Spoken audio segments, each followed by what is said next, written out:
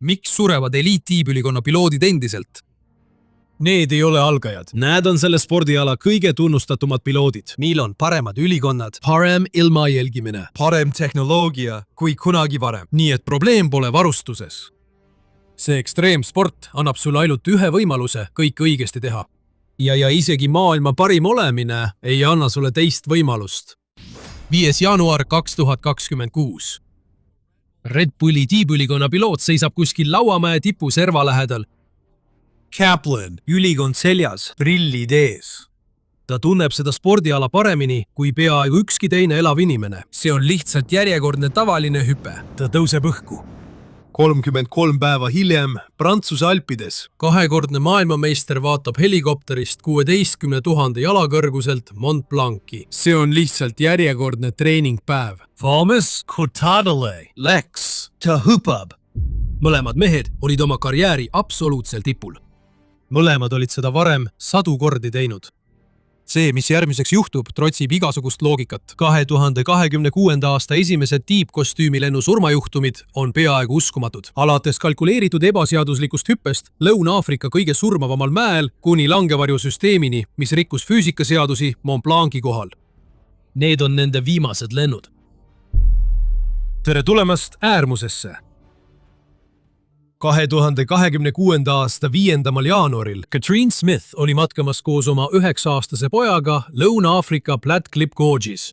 Kui ta kuulis midagi enda kohal ülevalt tulemas, kusagil nõlva peal, nagu reaktiivmootor või midagi sellist, ja see muutus järjest valjemaks. Hirmu ääratavalt valjemaks tema ümber kõikjal. Teised matkajad olid samal rajal laiali, ka segaduses. Siis tundis ta, kuidas õhk tema pea kohal liikus, nagu oleks midagi tohutut just tema koljust mõne tolli kauguselt möödunud. Sais Pak. Ta kuulis üht uskumatut valju hirmutavat mürtsu. Ja siis saabus vaikus. 5 jala kaugusel kohast, kus ta seisis koos oma pojaga, üks maailma kõige enam autasustatud tiibülikonna lenduritest oli just 120 miili tunni kiirusega maapinnale kukkunud. Tema nimi oli Brendan Weinstein. Ta oli 32-aastane. Ja viimane inimene, kellelt keegi oleks oodanud sellist hüpet. Brendan oli Base Accessi president, mittetu lundusühing, mis oli loodud täielikult selle idee ümber, et pasehüpped väärivad maailmas olemasolu. Organisatsioon koolitas hüppajaid vastutustundlikule käitumisele ja võitles ka legaalsete hüppekohtade ligipääsu eest. Ta veetis aastaid reisides ja kõneledes ja võideldes selle vastu, et pasehüppajaid kujutatakse hoolimatute adrenaliinisõltlastena, keda tagajärjed ei huvita.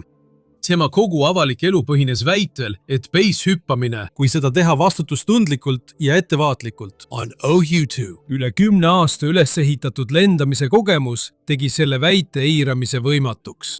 Brendani oli sooritanud üle 1600 tiibülikonna lennu, üle 800 base hüppe ja oma karjääri jooksul üle 1000 langevarjuhüppe. Tema lennud olid tehniliselt nii briljantsed, et Red Bull tutvustas neid üle maailma. GoPro, Weather Channel, JA, MSN. Selline tunnustus asetab sind väga lühikesse nimekirja inimestest kogu planeedil. Sal oli armastav partner, kes toetas täielikult tema lendamiskarjääri. Neil oli isegi ühine poeg. Ta oli just selline inimene, keda spordiala rohkem vajas. Piisavalt osav, et teda tõsiselt võetaks. Piisavalt vastutustundlik, et teda usaldada. Ja piisavalt nähtav, et olla oluline. Just see ongi põhjus, miks see, mis juhtus 5. jaanuaril 2026, on nii raske seletada. Sel päeval Brendan oli kohas, kus keegi, kes teda tundis, poleks iial arvanud teda sealt leida. Ta sõitis köisraudteega Lauamäe tippu. Kaplan, Lõuna-Aafrika Vabariik. Selles köisraudteevagunis oli spordikott, millest ta kahtlaselt kinni hoidis. Ta oli rahulik, kuid valvas. Kui operaatorid oleksid teadnud, mis tal kaasas oli, nad oleksid köisraudtee peatanud ja palunud tal kohe välja astuda. Lauamäe rahvuspark on üks maailma kõige äratuntavamaid looduslikke maamärke. 3558 jala kõrgusel. See kõrgub Kaplinna linna kohal.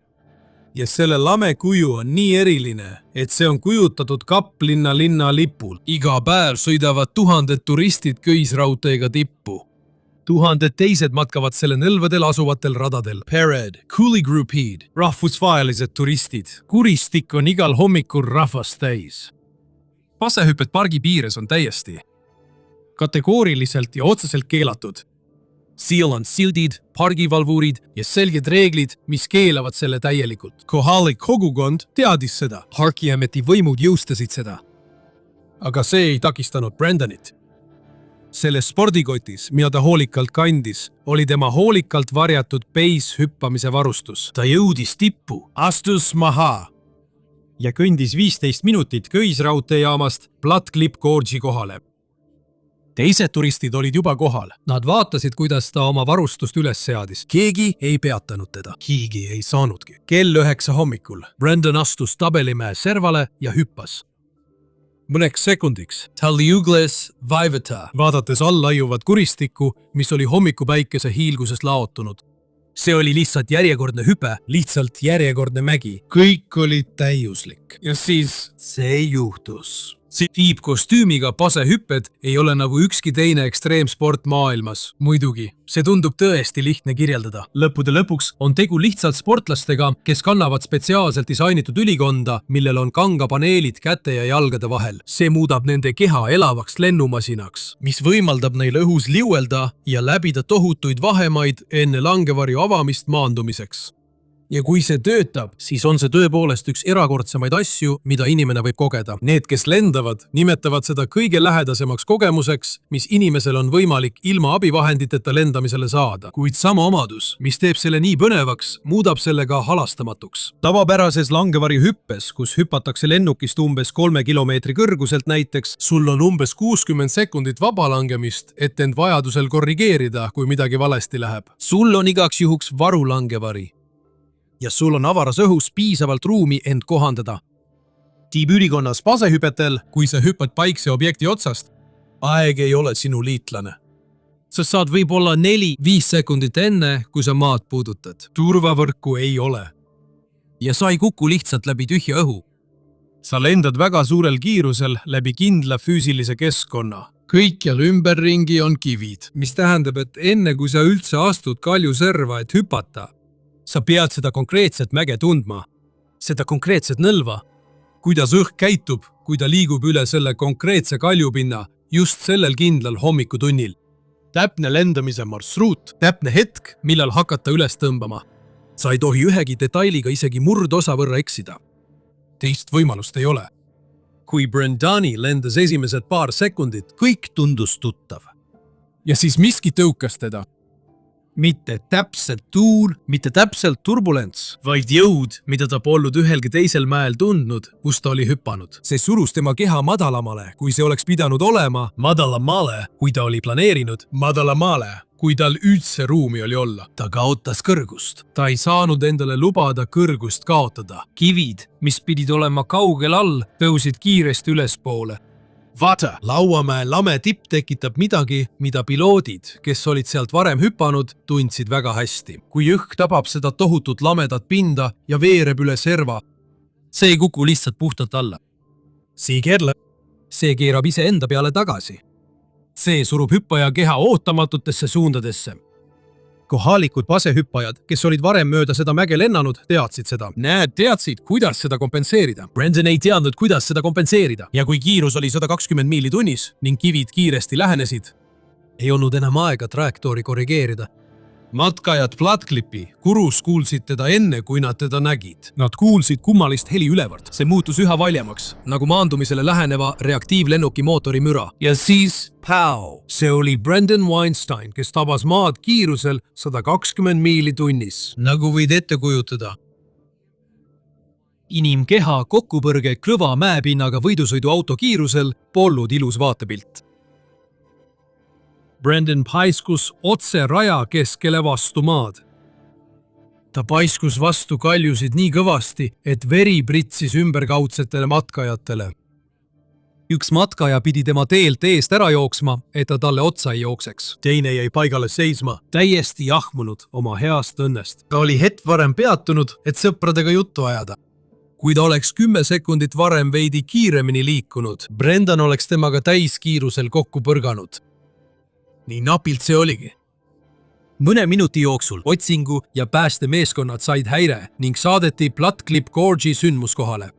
maapealsed meeskonnad ronisid järsku lada üles, samal ajal kui Air Mercy Service'i helikopter lendas ülevalt kohale. Nad laitsid Brendani kergesti üles.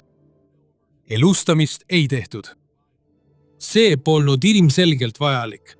keha äratoomine viidi läbi hoolikalt ja taktitundeliselt. Kell 11:30 hommikul tema keha viidi helikopteriga mäelt ära ja anti üle Lõuna-Aafrika politseile lähedal asuvas maandumistsoonis. Kogu operatsioon, alates hetkest, mil ta hüppas, kuni hetkeni, mil ta mäelt ära viidi, oli võtnud vähem kui 3 tundi.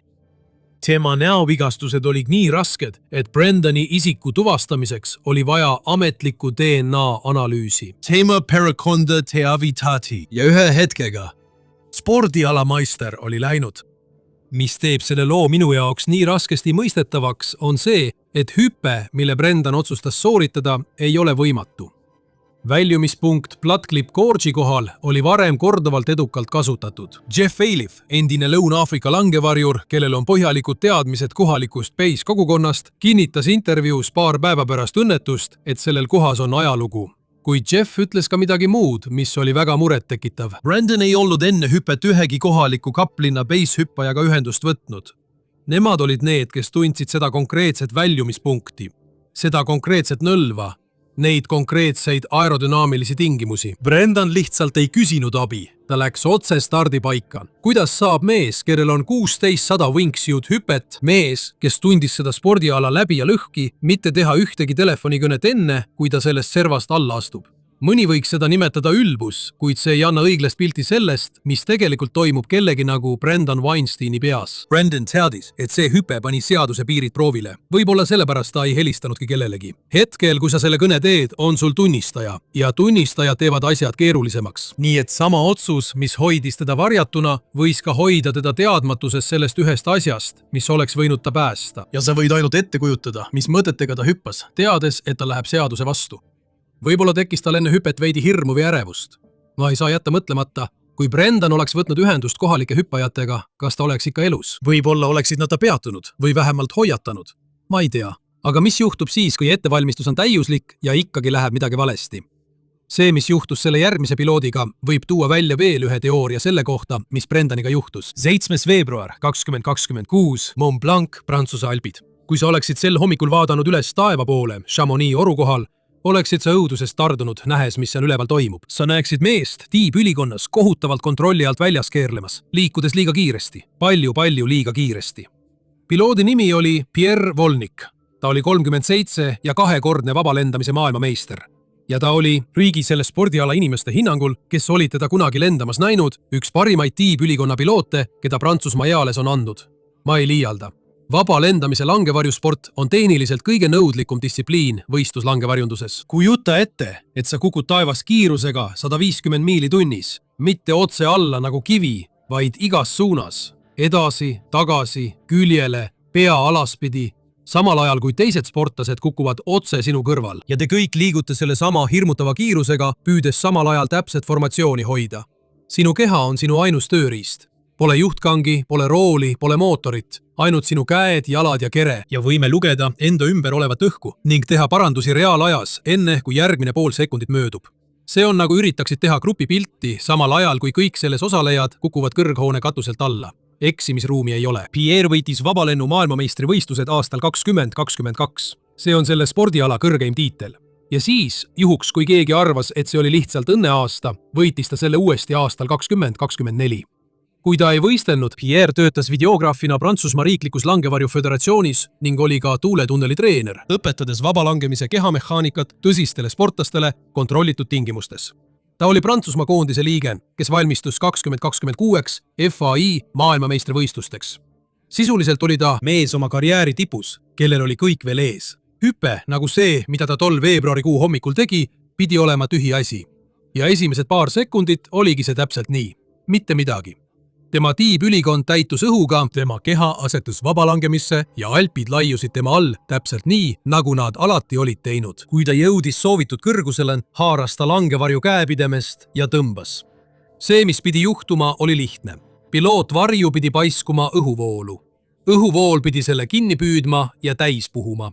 tõmmates peavarju tema seljan olevast konteinerist välja. Varjuk laieneks, haaraks õhku ja 2–3 sekundi jooksul läheks Pierre 120 miilist tunnis vabalangemisest sujuvalt hõljuma alla. See oli plaan, aga kui Pierre tõmbas, ei juhtunud midagi. Tema langevari lihtsalt ei avanenud. Pierre Volnik, 2-kordne maailmameister ja oma põlvkonna üks ettevaatlikumaid piloote, langes abitult orgu allapoole ning ei tema ega keegi kopterist pealtvaatajatest saanud midagi teha. Tiibilikonna piloodid kannavad just selliste olukordade jaoks varulangevarju. Kui põhilangevari ei avane, haarad varu järele. Tõmbad ja 99,7% juhtudest avaneb see. See number ei ole teoreetiline, see on aastakümnete pikkuse inseneritöö, testimise ja täiustamise tulemus. Varulangevari on sisuliselt garantii. Kui sa jõuad selle juurde ja tõmbad õigesti, jääd ellu. Nii et see, mis järgmisena juhtub, peaks olema lihtne. Pierre haarab varu järele. Pierre tõmbab, Pierre jääb ellu. Välja arvatud 7. veebruaril 2026. Pierre kukkus kõvasti maapinnale Le Bassini külas, otse Mont Blanc'i all. Kiraabi jõudis temani mõne minutiga, kuid midagi polnud enam teha. Ta kuulutati sündmuskohal surnuks. Uurimistulemusi pole avalikustatud. Keegi ei tea täpselt, mis juhtus ajavahemikus, mil Pierre'i põhilangevari ei avanenud ja hetkeni, mil ta maapinnale kukkus. Kas ta jõudis varulangevarjuni, kas ta tõmbas selle lahti, kas see oleks üldse avanenud, kui ta oleks tõmmanud? Ametlik vastus praegu on vaikus. Mis teed kogu selle juhtumi täiesti arusaamatuks, on see, et Pierre oli viimane inimene, kes oleks varustuse kontrolli vahele jätnud või langevarju hooletult pakkinud. Tema kolleegid ütlesid, et ta kontrollis iga varustuse detaili 3-kordselt enne hüpet. Tal oli sadu lende selja taga. Kui kellelgi selles spordis oli varulangevarju avamise järjestus mällu sööbinud, siis oli see tema. See, mis Pierre'iga seal üleval juhtus, on kõige haruldasem, selle spordiala kõige ebamugavam külg. Kui langevari ei tööta, on varuvarju sinu viimane kaitseliin ja see toimib 99,7% juhtudest. Kui see õigesti avada, päästab varuvari su elu. See on nii lähedal garantiile, kui füüsika lubab. Kuid langevarjurite seas on üks ütlus, mida enamik teab. Varustus ei tea, kes sa oled. See kas töötab või ei tööta. Iga piloot, kes on selles spordis piisavalt kaua olnud, mõistab seda mingil tasemel. Nad lepivad sellega või lõpetavad hüppamise. Pierre teadis seda. Mõni kuu varem, oktoobris, ta jagas videot endast ja ühest kaaslendurist, kes hõljuvad suure mäeaheliku kohal, koos pealkirjaga.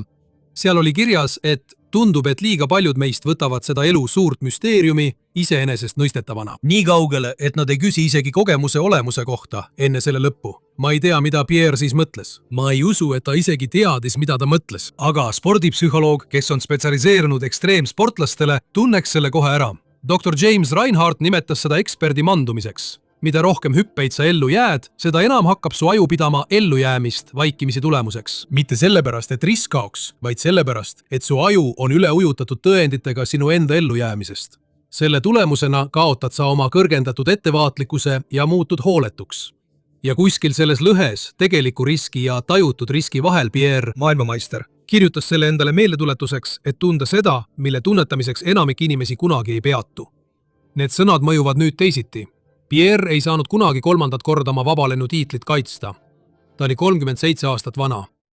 Laupäeval 21. juunil 2025 Briti professionaalne tiibülikonna lennumeister Liam Byrne seisis Šveitsi Alpide tipus valmis osalema oma seni kõige julgemal lennul. Peaaegu 8000 jala kõrgusel merepinnast ulgus tuul tema selja taga ja päike valgustas tema all olevat orgu. Ta hingas veel viimast korda sügavalt sisse, enne kui viskus otse mäeservalt alla. Pärast peaaegu 4000 hüpet oli ta tšempion, Sport-Illameister. Miski ei viidanud sellele, et see päev oleks kuidagi teistsugune, aga mõne minuti jooksul juhtus mõeldamatu. See on lugu sellest, miks esimene tiibülikonnaga seotud surm aastal 2025 on peaaegu uskumatu. Liam Byrne sündis Stovenhavenis vähetuntud Šotimaa nurgas, aga see ei takistanud tal elamast põnevat elu. Kui paljud meist igal hommikul kontorisse komistavad, haigutades ja kohvi järele tormates, Liam otsustas juba varakult, et see ei ole elu, mida ta tahab.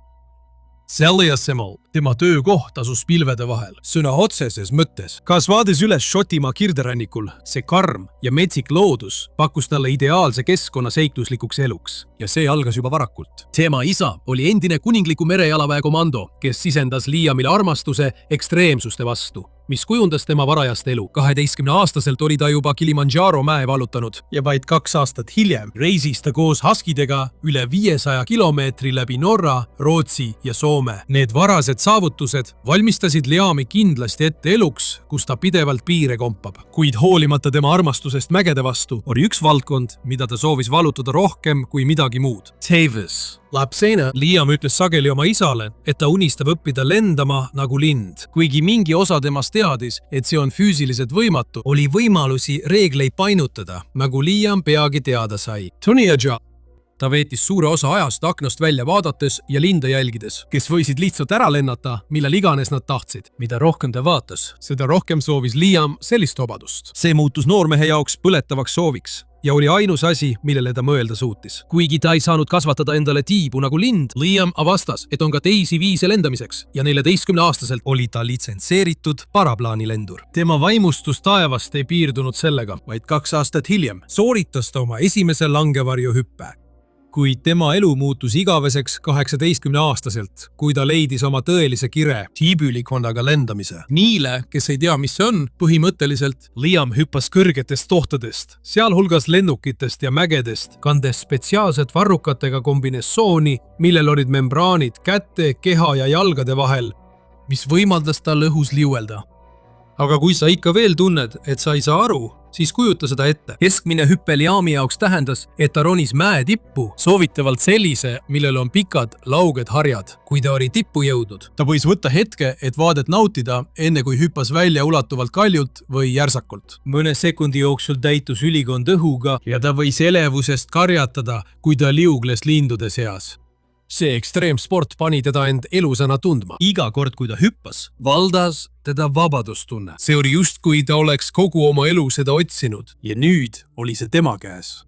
Liamile. See oli spordiala, mida ta tõeliselt armastas ja kus ta tundis end kõige elusamana. Aga nagu me teame, võivad asjad, mida me kõige rohkem armastame, tihti meid hätta viia. Aastal 2022 Liam saavutas oma senise elus suurima saavutuse. Talle anti Briti tiibülikonna lennumeistri tiitel ja ta saavutas isegi edasijõudnute kategoorias suurima kiiruse. See oligi see. Kõik, mille nimel ta oli nii palju vaeva näinud. Liam oli õnnest üle ujutatud ja ta nasis uhkusega oma väikesesse kodulinna Šotimaal Briti meistrina. Kuid kuigi see saavutus oli kindlasti midagi, mille üle uhkust tunda, Liam, nagu paljud meistrid, valis samuti rõhutada, et just raske töö tõi ta siia. Ta oli veetnud 1000 tunde treenides just selleks hetkeks ja Briti meistriks saamine pidi panema tundma, et iga treening oli seda väärt. See polnud lihtsalt võit, see oli platvorm, võimalus inspireerida, jätkata piiride nihutamist, aidata motiveerida teisi inimesi, mitte ainult Šotimaa väikestest linnadest, vaid üle kogu maailma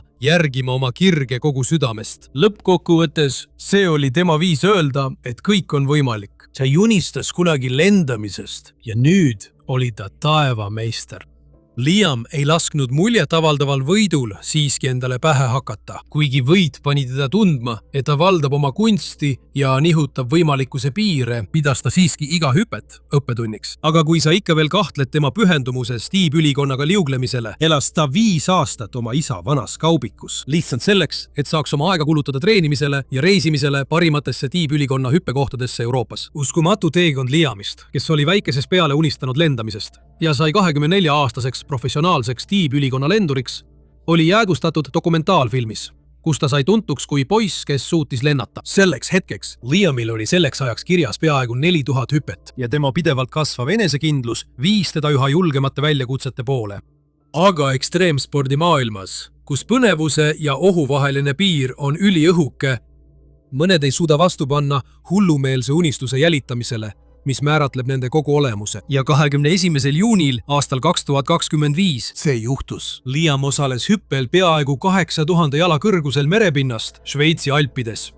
Sellel päikesepaistelisel pärastlõunal Euroopa suve keskel suundusid Liam ja 12 tiibülikonna lendajat Gletšeni mäe tippu. Paljud maailma parimad tiibülikonna lendajad kogunevad sellesse Šveitsi keskosa piirkonda, sest mäe järsud küljed sobivad ideaalselt liuglemiseks, pakkudes selget ja enamasti takistusteta teed allapoole maapinnale. Kui nad olid tipus, Liamit tervitas hingematev vaade Lutserni järve kristallsinistele vetele ja elavrohelistele orgudele. Hetkeks ta võis isegi naeratada, teades, et vaid vähesed tööd maailmas suudavad kellelegi nii kaunist vaadet pakkuda. Aga ta oli siin kindla eesmärgiga ja varsti pidi ta hüppama. Saistis Kaljuserval. On raske ette kujutada, mida sa võiksid tunda. Enamiku meie jaoks mõte nii kõrgest kaljust hüppamisest tekitaks meis hirmu ja ärevust. Aga selles mõttes ei erine me Liamist eriti, kes avalikult tunnistas, et tundis end sageli nii hirmul kui ka elevil. Ühes intervjuus ütles ta, kui ma valmistun kaljuserva juurde minema ja sealt alla hüppama, mu peas on hääl, mis ütleb, mis sa teed, mees?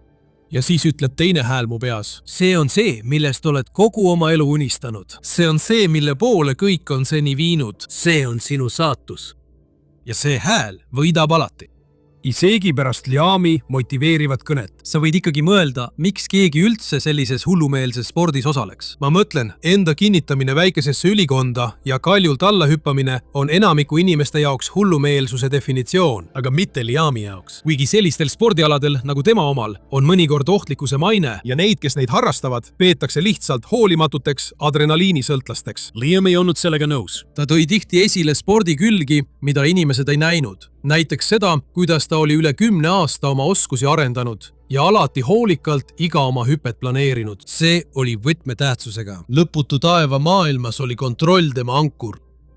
Võõrastele võis tunduda, et Liam oli kartmatu, sest lõpuks ta ei kartnud kunagi. Aga asi on palju sügavam. Ta lihtsalt keeldus laskmast hirmul end tagasi hoida. Teiste silmis elas ta elu viisil, millest enamik vaid unistab. Mis puudutab tiibülikonnas liuglemist, see oli tema ettekujutus vabadusest. See oli koht, kus ta tundis end kõige elusamana. Ühel korral ütles ta, minu jaoks olen ma nii kaugel hulljulgest adrenaliinisõltlasest, kui üldse olla saab. Ettevalmistus on alati olnud kõigi minu väljakutsete keskmes. Mida rohkem ma valmistun, seda rohkem on mul kontrolli. Just see mõtteviis võimaldas Liamin saada selle põlvkonna üheks parimaks tiibülikonna lenduriks. Ja sellel eriti päikesepaistelisel pärastlõunal, eelmisel juunil, oli tema jaoks lihtsalt järjekordne tööpäev. Ta kontrollis veel kord oma varustust, veendumaks, et kõik on omal kohal. Ja siis, sügavalt sisse hingates, hüppas ta kaljuservalt alla, avades käed ja jalad, et ülikond saaks oma tööd teha. Hetkeks Liam oli tagasi seal, kus ta end kõige paremini tundis, kui ta õhus liugles. Tema all laiusid Šveitsi alpidel lopsakad rohelised torud ja kui tuul tema ülikonda peksis. Äkki muutusid kõik tema mured kaugeks mälestuseks. Oli vaid tema ja taevas. Kuid kahjuks sellel lool ei ole õnnelikku lõppu. See, mida ma teile järgmisena räägin, on nii hirmutav kui ka salapärane. Pärast õhkutõusu väitsid need, kes olid temaga mäel, et Liam oli läinud kavandatud rajalt kõrvale ja üsna pea leidis ta end tõsistes raskustes. Kuigi täpselt sündmused, mis järgnesid, on saladuse looriga kaetud. Uurijad uskusid, et Liam kaotas oma ülikonna üle kontrolli enne, kui ta umbes 6900 jala kõrgusel vastu kaljunukki põrkas. Keskmiselt liiguvad tiibülikonna lendurid kiirustel 100 kuni 150 miili tunnis või ligikaudu 160 kuni 240 kilomeetri tunnis. Kui Liam oleks teadlik ohust, millega ta silmitsi seisab, võib-olla oleks ta proovinud aeglustada ja isegi langevarju avada. Aga on raske kindlalt öelda, mis juhtus. Mida me teame, on see, et nii suurel kiirusel kokkupõrge on kindel tee katastroofini. Liami keha ei pidanud saadud vigastustele vastu ja ta kuulutati sündmuskohal surnuks. Südantlõõstava juhtumi järel spordiala jälgijatel tekkis üks küsimus. Kuidas sai nii kogenud tiibülikonna lendur sattuda nii ohtlikku olukorda? Kas tal tekkis ülikonnaga mingi rike? Või oli süüdi hüppe riskantne iseloom? Hakkas tekkima palju teooriaid. Mõned isegi väitsid, et tal võis lennu ajal maapinna poole tekkida mingi terviseprobleem. Kuid kahju. Ainus inimene, kes oleks saanud valgust heita sellele, mis tegelikult juhtus, oli nüüd surnud. Teised 2 tiibülikonnas hüppajat, kes sel päeval mäelt hüppasid, väitsid, et Liam käitus enne hüpet täiesti tavaliselt. See viib meid järgmise küsimuseni. Kas Liam oli teadlik ohtlikust olukorrast, millega ta oma viimastel hetkedel silmitsi seisis? Võib-olla me ei saa seda kunagi teada. Me saame ainult oletada, mida ta tundis, kui ta kaotas kontrolli. Vahetult pärast tema surma. Šveitsi peaprokuratuuri ja Uri prokuratuuri poolt alustati uurimist, et selgitada välja, mis tol päeval valesti läks. Kuidas sai nii suure kogemusega inimene, kes enne iga hüpet hoolikalt valmistus, kaotada oma elu nii kohutaval viisil? kas sa arvad, et see hüpe oli riskantne ja kui jah, miks? kriitikud hakkasid kiiresti kogu mäe ohutust kahtluse alla seadma. Väites, et see on tiibülikonna lendurite jaoks liiga ohtlik, kuna tugevad tuuled võivad nad kiiresti kursilt kõrvale viia. Teised väidavad, et mägine maastik on üldiselt sellelaadsete spordialade jaoks ohtlik, kuna on raske õigesti kaugust hinnata. Siiski, kümned teised tuntud tiibülikonna lendurid, sealhulgas uusmeremaalane Clem Newell, on asunud selle koha kaitsele, väites, et sealt on täiesti ohutu hüpata. Ühes intervjuus selgitas ta, kuidas see oli üks nauditavamaid hüppeid, mida ta kunagi teinud on. Aga kui see ei ole ohutuse küsimus, siis kas Liami surm oli lihtsalt kohutav õnnetus? Surmad ekstreemspordis ei ole kindlasti haruldased. Ja veelgi enam, veidi vähem kogenud tiibülikonna lendurite surmad juhtuvad sagedamini, kui enamik arvata oskaks. Tegelikult juba 2023 aastal 33-aastane ameeriklane Callie Alicia Turner hukkus Brasiilias tiibülikonnas hüpet tehes Pedra dos Cabritos ja mäelt. Callie hukkus umbes 2600 jala kõrguselt ehk umbes 792 meetrit pärast seda, kui tema varustus ei töötanud korralikult, mis lõppes surmava kokkupõrkega. Tragically Campbell oli teinud oma esimese base-hüppe tiibülikonnaga vaid 2 päeva enne õnnetust. Tema surm oli karm meeldetuletus sellest, kui ohtlik on liiga kiire areng nii kõrge riskiga spordialal. Ilma korraliku kogemuseta, näiteks proovides tiibülikonna hüpet, eriti kui varasem tiibülikonna kogemus on piiratud, suurendab oluliselt eksimisvõimalust ja surmaga lõppeva tulemuse tõenäosust. 4 aastat enne Callie südantlõhestavat õnnetust 51-aastane ameeriklasest tiibülikonna lennuõpilane John Malmberg suri Lauterbrunnennis, Šveitsis tiibülikonna lennu ajal. Johnil oli märksa rohkem kogemusi kui Calliel. Tal oli selja taga üle 140 pasehüppe ja 300 langevarjuhüppe. Ta osales ettevõtte Learn to Base Jump kursusel, kui saatuslik õnnetus juhtus. Johni surma põhjuseks oli see, et ta tõmbas oma pilootlangevarju liiga aeglaselt, mis on väike langevari, mis käivitab põhilangevari avanemise. Iroonilisel kombel ta kasutas uut ühest tükist tracking tiibülikonda, mis oli loodud parema aerodünaamika ja suurema liikuvusega, mille eesmärk oli vähendada surmajuhtumeid liiga aeglase langevarju väljatõmbamise tõttu. Siiski, eksperdid väitsid, et hoolimata täiustatud varustusest hüppe Lauterbrunnenis võis olla Johni oskustasemele liiga keeruline. See rõhutab taas, kui oluline on kogemus spordis, kus üks väike viga võib olla elu ja surma küsimus. Paljude jaoks tema surm rõhutas jätkuvaid riske tiibülikonnaga pasehüpetes. Isegi suuremate õppimisvõimaluste ja varustuse tehnoloogilise arengu korral. Aga kui pöörame oma tähelepanu tagasi Liamile, erineb tema nendest õnnetutest ohvritest selle poolest, et tal oli palju rohkem kogemusi. Ta oli sooritanud tuhandeid hüppeid rohkem kui Callie ja John kokku ja iga hüppe üksikasjad olid obsessiivselt läbi arvutatud kuni kõige pisemate detailideni. Seetõttu ongi nii uskumatu, et ta lahkus traagiliselt meie seast selle aasta juunis. Videos oleme selgelt selgitanud, et Liam polnud võõras ekstreemspordile ega ka tiibülikonnaga lendamisele. Tegelikult see oli tema elu. Tema õnnetu surmaga kaotas spordiala mitte ainult ühe oma noorima professionaali, vaid ka ühe oma parimatest. Uurimise jätkudes.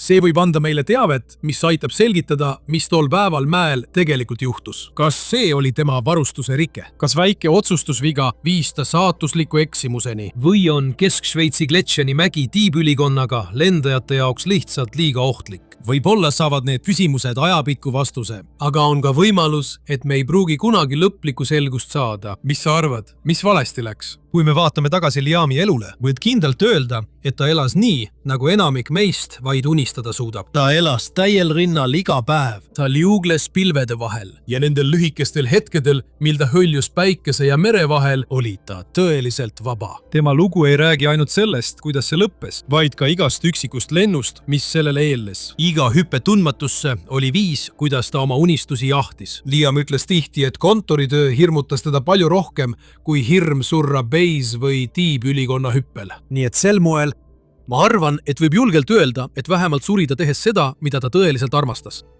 Kujuta ette, et sa hüppad kaljult alla. Kohe ümbritseb sind tuule kõrvulukustav müra, kui sa sööstid kiirusel 150 miili tunnis. Maailm allpool muutub häguseks hingematvaks metsade vaibaks. Jõgede ja sa kilisteks tipudeks. Su keha pingutab vastu tuule jõudu ja su süda peksleb kõrvus. Sa valmistud vaimselt selleks, kuidas su maandumine välja näeb, kui midagi läheb kohutavalt valesti. Sa liigud liiga kiiresti ja su langevari ei avane. Kogu su keha on pinges ja lihased verisevad. Sa oled paanikast uimane, kui maa sinu poole tormab. Ja siis on lihtsalt pimedus. Sa võid öelda, et mina ei prooviks kunagi tiibülikonnaga lendamist, aga mõned inimesed tegelevad selliste riskantsete tegevustega. Need saavad oma adrenaliinilaksu, kui nad õhus liuglevad. Ja nende inimeste jaoks selles nimekirjas see jäi nende viimaseks. See video on pälvinud ülemaailmset tähelepanu, kuna see jäädvustas tõeliselt tähelepanuväärse saavutuse. 23. aprillil aastal 2014 Graham Dickinson, maailmakuulus Kanada tiibülikonna lendur, sooritas ebaseadusliku ja julge basehüppe Whistleri tippude vahelise kondli pealt. Video algases, kus Grahami on kohe hüppamas liikuvast kondlist. Kõik näib olevat normaalne seikluses, mis oli kõike muud kui tavaline. Tema kiivrile kinnitatud kaameras salvestamas. Ta isegi ütles muretult. No nii. Enne kui ta minema lendas, teadmata, millist ülemaailmset tähelepanu see trikk endaga kaasa toob. Sündinud aastal 1988, Graham Dickinson tõusis kiiresti esile ekstreemspordi maailmas. Tuntud selle poolest, et ta nihutas tiibülikonnas lendamise ja beishüpete piire. Ta oli oma viimase lennuajaks kogunud üle 2250 beishüppe, mis näitas tema suurt kogemust ja pühendumust sellele spordile. Isegi tiibülikonnaga lendavate hulljulgete seas Graham oli tuntud kui eriti julge ja kartmatu, nagu näitas tema illegaalne gondlihüpe, mis muutus internetis sensatsiooniks. Tema kartmatu vaim. Ja võime sooritada äärmiselt riskantseid manöövreid, on tiibülikonna lendamise föderatsioonide poolt üle kogu maailma tunnustatud. Kerime edasi 2017. aasta 25. jaanuarile. Dickinson oli Hiinas, otsides uusi beishüpete väljumispunkte ja treenides eesootavateks võistlusteks. Sel konkreetsel päeval ta soovis lennata läbi taeva värava. 400 jala kõrgune looduslik koobas Tianmeni mäe rahvuslikus metsapargis Zhangjiajie, Hunani province. Lend nõudis täpset juhtimist ja erakordseid oskusi, mida, nagu ma olen öelnud, Dickinson oli selle poolest hästi tuntud. Kui ta liugles üle Tianmeni mäe hingematva maastiku, kaamera jäädvustas tema veatu lennutrajektoori. Siiski, midagi läks tema laskumise ajal traagiliselt valesti. Vaatamata oma kogemustele, Dickinsoni lennutrajektoor kaldus kõrvale, mis viis kiire ja kontrollimatu laskumiseni. Ühel hetkel sellest, mis oleks pidanud olema murranguline lend, sai järele hüüe. Kaadrid otse Dickinsoni vaatenurgast näitavad, kuidas ta liigub ohtlikult kaljude lähedal. Kui ta hakkas kontrolli kaotama, juhtus kõige hullem. Ta põrkas suurel kiirusel vastu kaljut. Tema kaamera jäädvustas hirmuäratava hetke vahetult enne kokkupõrget. Siis läks pilt mustaks. Graham Dickinsoni surnukeha leidis järgmisel päeval 40 päästjast koosnev meeskond. Ta leiti täielikult varustatuna ja ülikonnas, mis näitas, et ta oli hüppeks hoolikalt valmistunud. Vaatamata oma hoolikale planeerimisele ja ulatuslikule kogemusele, ta ei suutnud vältida saatuslikku õnnetust. World Wingsuit League, WWL, kus Dickinson oli võistelnud ja võitnud arvukalt auhindu, postitas oma Facebooki lehele südamliku järelhüüde, kirjeldades teda kui legendi selles spordialas ja kiites tema panust tiibülikonnaga lendamisse. Nagu ka teiste meie tänases episoodis käsitletud juhtumite puhul, Graham Dickinsoni surm ei olnud ainult isiklik tragöödia, vaid ka karm meeldetuletus tiibülikonnaga lendamise ekstreemspordiga kaasnevatest ohtudest. Tiibülikonnaga lendamine, mida sageli kutsutakse ka linnumehelennuks, on üks kõige põnevamaid, kuid samas ka ohtlikumaid ekstreemspordialasid. See hõlmab spetsiaalselt disainitud ülikonna kandmist, millel on kangas tiivad käte ja jalgade vahel, mis võimaldab lendajal õhus liuelda. See ülikond muudab inimkeha aerodünaamiliseks kujuks, mis võimaldab horisontaalset lendu suurte kiirustega. Tiibülikond koosneb kombinesoonist, millel on kangapaneelid, mis moodustavad tiibade sarnased pinnad käte vahel, jalgade vahel ja kere vahel. Need tiibülikonnad on valmistatud vastupidavatest materjalidest, nagu nailon, ja on loodud selleks, et parandada stabiilsust ja juhitavust lennuajal. Lendajad kannavad ka kiivreid, prille ja sageli on neil küljes kaamerad, et oma lende jäädvustada. Viimane ja kõige olulisem varustusese on langevari. Tiibülikonna lennu lõpus. Lendaja avab langevari, et aeglustada ja turvaliselt maanduda. Tiibülikonna lennul kasutatav langevarjusüsteem on sarnane langevarjuhüpete omale. Seal on põhilangevari ja varulangevari juhuks, kui tekib hädaolukord. Tiibülikonna lendamine nõuab täpseid kehaliigutusi, et juhtida lennutrajektoori. Väikesed käte ja jalgade asendimuutused võivad oluliselt mõjutada lennu suunda ja stabiilsust. Lendurid kasutavad oma keha, et juhtida, kiirendada või aeglustada ning kõrgust kontrollida. Tiibülikonnaga lendamise treening algab tavaliselt langevarjuhüpetega. Tulevased tiibülikonna piloodid peavad enne tiibülikonna kandmisele mõtlemist sooritama märkimisväärse arvu langevarjuhüppeid, et omandada vabalangemise põhitehnikad ja langevarju avamised. See treening tagab, et nad tunnevad end õhus mugavalt ja suudavad hädaolukordades hakkama saada. Tiibülikonnaga lendamise võlu seisneb lendamise tundes ja hingematvates vaadetes. Lendurid kogevad kõrgetel kiirustel liuglemise põnemust. Sageli üle vapustavate maastike, nagu mäed, metsade, ja orgude. Siiski, see põnevus toob endaga kaasa märkimisväärseid riske. Üks peamisi ohte tiibülikonnas lendamisel on lähedus takistustele.